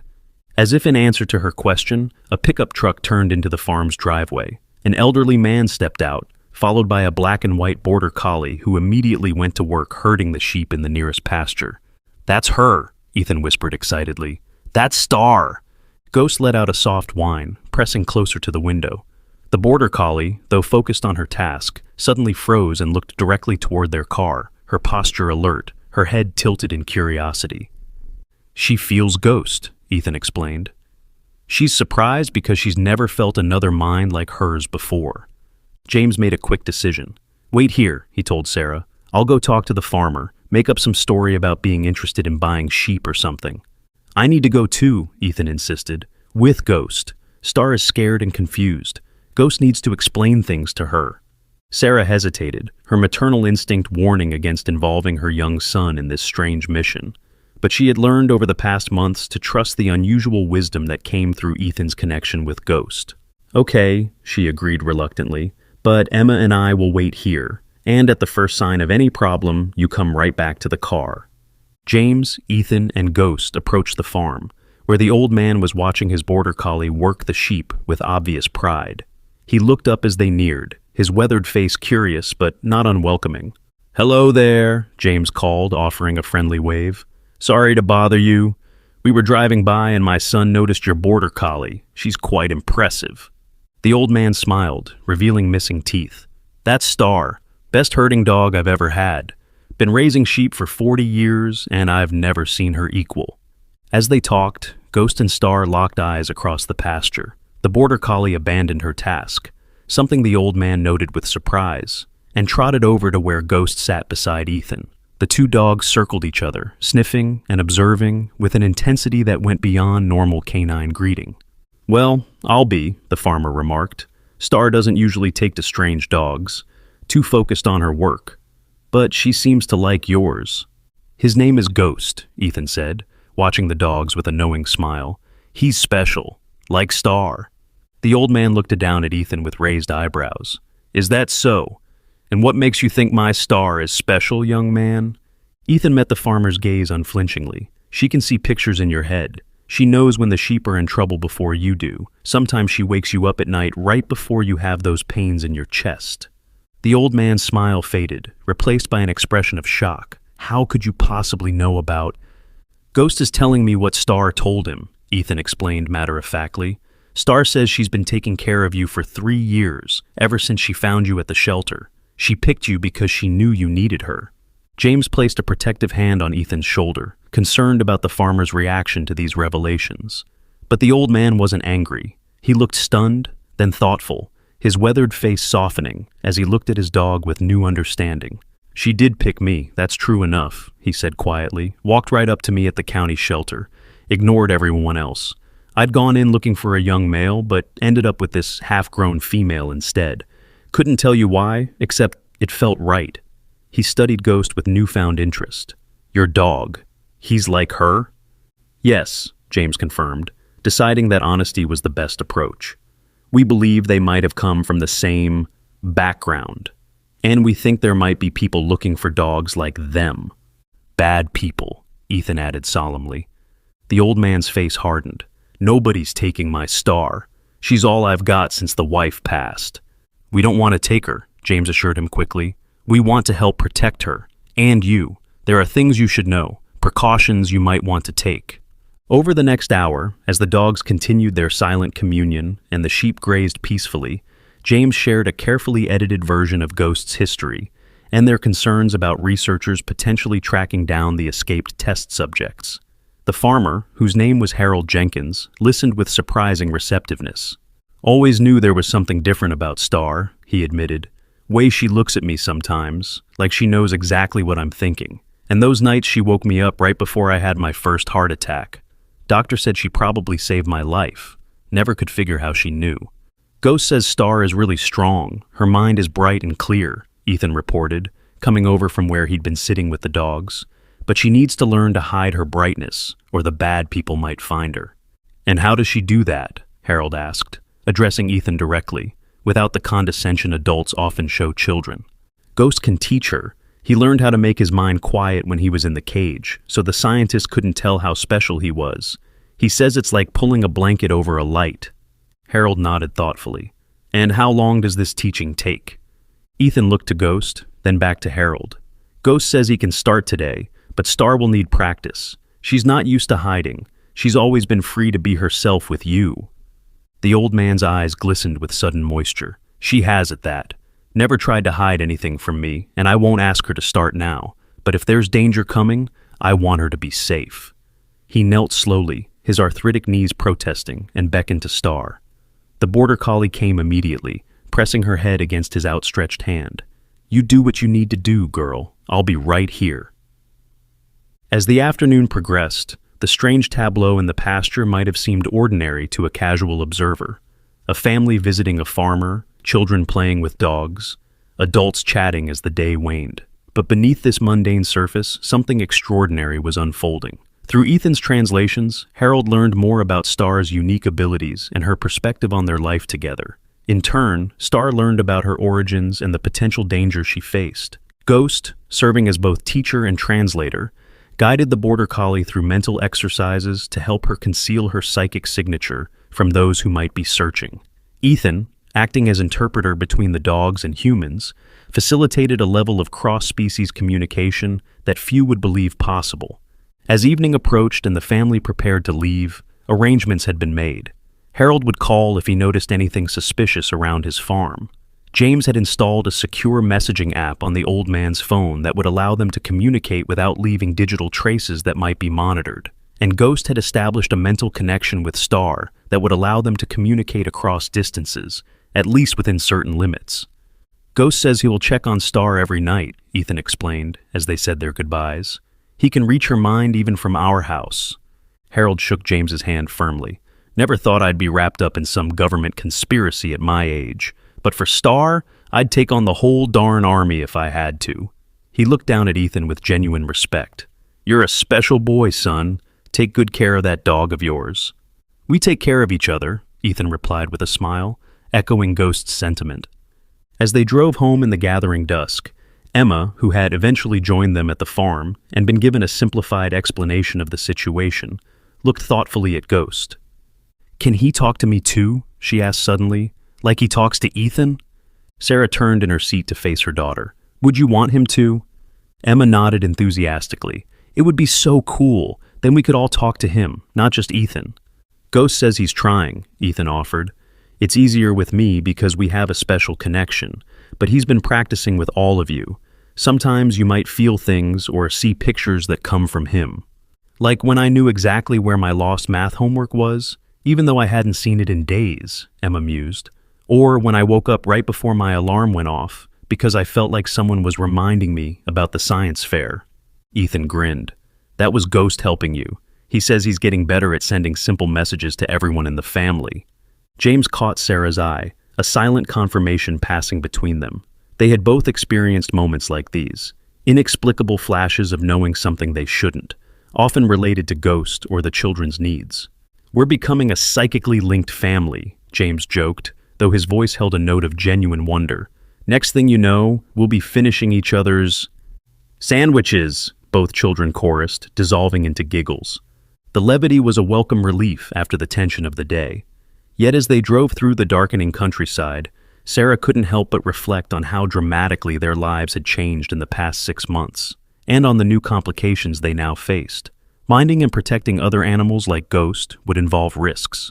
The people searching for these valuable test subjects would likely have resources and determination that the Anderson family could hardly match.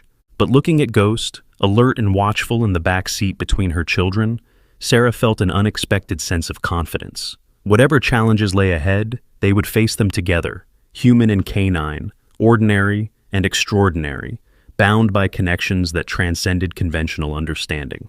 2 weeks later, Sarah was preparing dinner when she heard a commotion at the front door. She arrived in the entryway to find James supporting an ashen-faced Harold Jenkins, with Star and Ghost circling anxiously around them.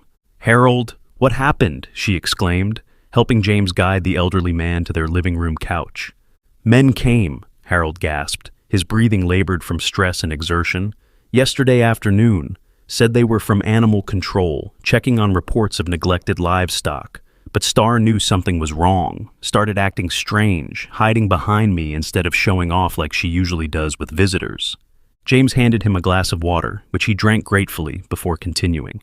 "They asked a lot of questions about Star, when I got her, if she'd ever shown unusual behaviors. Then one of them tried to get a DNA sample, said it was routine testing for canine diseases in the area. That's when I knew your warnings were real." "How did you get away?" Sarah asked, noting a bruise forming on Harold's cheek. "Star created a distraction, spooked the sheep into a stampede. In the chaos, we slipped out the back and made for my truck. One of them tried to stop us." He touched his bruised face. "But Star intervened. We drove all night, changing directions, making sure we weren't followed." Ethan and Emma had gathered in the doorway, listening wide-eyed to the farmer's story. Ghost moved to stand beside Star, the two dogs communicating in their silent way. "Ghost says the men had special equipment," Ethan announced. "Machines that can detect the special brainwaves the dogs make. That's how they found Star." Harold nodded grimly. "They had some kind of handheld devices, kept checking them as they walked around my property." James paced the living room, processing this alarming development. "If they found Star, they might be able to track her here. We need to move quickly." "Ghost says it's okay," Ethan interjected. "He and Star are both hiding their minds now. The machines won't work if the dogs know how to shield themselves." Sarah wasn't entirely reassured. "Even so, we need to be careful. Harold, you're welcome to stay here as long as necessary, but we should think about finding somewhere more secure for both you and Star." "Star says there's another special dog we need to find right away," Ethan continued, his expression serious as he relayed the border collie's message. "A golden retriever at a children's hospital about 3 hours south. She helps sick kids, but she doesn't have anyone protecting her." James and Sarah exchanged concerned glances. Their family mission was growing more complex and potentially more dangerous. Yet the urgency was clear. If researchers were actively tracking these animals, every day mattered. "We'll need help," James decided. "People we can trust, with resources we don't have." Sarah thought immediately of Captain Rivera, who had helped them secure Ghost's adoption and demonstrated both understanding and discretion. "I have someone in mind. Let me make a call." Within 48 hours, a remarkable network began to form. Captain Rivera, now working with a specialized FBI unit focused on bioethics violations, provided official support and protection. Dr. Torres, who had left the Pineville Zoo to focus on her private practice, offered medical expertise for any animals they might find. Even Dr. Martinez, seeking redemption for his role in Blackwood's operation, volunteered his services.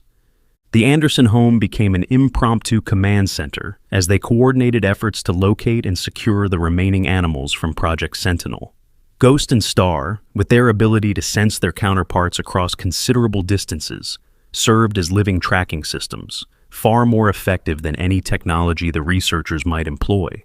Through it all, Ethan remained at the center, the essential translator between the human and canine worlds, conveying vital information with a clarity and precision that belied his young age.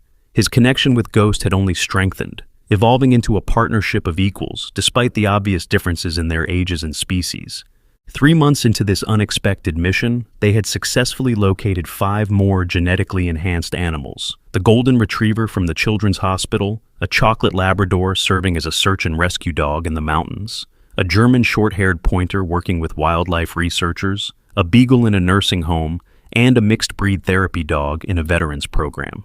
Each animal had found purpose in service to humans, instinctively using their unique abilities to help those in need. With Rivera's assistance, they established protection protocols for each animal and their human companions, ensuring they could continue their valuable work while remaining shielded from those who would exploit them. The dogs learned to mask their psychic signatures, and their humans learned to recognize and respond to the subtle communications they had previously dismissed as coincidence or extraordinary training. On a crisp winter evening, as snow fell softly outside, the Anderson family gathered in their living room. Ghost lay on the hearthrug, Emma beside him reading a book, her hand absently stroking his fur. James and Sarah sat on the couch, reviewing information about a possible new sentinel animal in Canada. And Ethan sat cross-legged on the floor, drawing detailed pictures of the various dogs they had helped, his face serene with the satisfaction of meaningful work. "Ghost wants me to tell everyone something," Ethan announced suddenly, looking up from his drawing. All eyes turned to him expectantly. "He says thank you, not just for saving him, but for helping him find his purpose." "What is his purpose?" Emma asked, setting her book aside. Ethan smiled, his hand coming to rest on Ghost's head. "To build bridges," he replied, "between his kind and ours. To show humans that animals have thoughts and feelings and wisdom that we've been missing. Ghost says that's why the scientists made them special. They wanted weapons or tools, but they accidentally made teachers instead." Sarah felt tears spring to her eyes at the profound simplicity of this statement. In their months of working with the sentinel animals, she had indeed come to see them not as experimental subjects or even extraordinary pets, but as beings with unique perspectives and insights. Teachers, just as Ethan had said. Ghost rose and moved to the center of the room, his silver-gray coat gleaming in the firelight, his amber eyes reflecting a depth of intelligence that no longer seemed strange to any of them. And then, in a moment that would forever remain etched in their memories, something remarkable happened. A feeling washed over everyone present, a wave of gratitude, love, and belonging so intense that it brought gasps from the humans. With it came an image, crystal clear in all their minds. The family together, surrounded by a golden light, connected by shimmering threads that extended outward to the other sentinel animals and their humans, forming a vast, intricate web of consciousness. "He's talking to all of us," Emma whispered in awe. "I can hear him." James nodded, speechless, his hand finding Sarah's and squeezing tightly. For the first time, they were all experiencing what Ethan had known from the beginning, the direct communion with Ghost's mind, unfiltered by translation. "This is what he's been working toward," Ethan explained, his face alight with joy. "Ghost says as more people learn to listen, more animals will be heard. Not just the special ones like him, but all animals. They've been talking to us all along. We just forgot how to hear them." As the mental connection gently faded, leaving behind a lingering warmth and sense of profound connection, Sarah realized that their journey had never been merely about rescuing a dog from an abusive situation. It had been about something far larger, the restoration of an ancient bond between species, a relationship based on mutual respect and understanding rather than dominance and utility. Ghost returned to his place by the fire, settling down with the contented sigh of one who has completed an important task. The remarkable silver-gray shepherd, once caged and mislabeled, had not only found his way to freedom, but had opened a door that generations of humans had forgotten existed. And Ethan, the small boy who had heard a voice no one else could hear, who had insisted on following his heart despite adult skepticism, sat beside his beloved companion with the quiet satisfaction of a promise kept. "You see?" he whispered to Ghost, though words were no longer strictly necessary between them. "I told you we'd find each other, and now we'll never be alone again." Outside, snow continued to fall, blanketing the world in pristine white. Inside, a family had been transformed by the extraordinary love of a very special dog, a love that had transcended cages, distance, and even the barriers between species to remind humanity of what it had long forgotten, that the most powerful connections often come from the most unexpected places. What began as the rescue of a dog in a zoo had blossomed into something far greater, a mission to protect the extraordinary, a journey of discovery, and most importantly, a reminder that when we truly open our hearts and minds, we discover that we are never truly alone in this vast universe.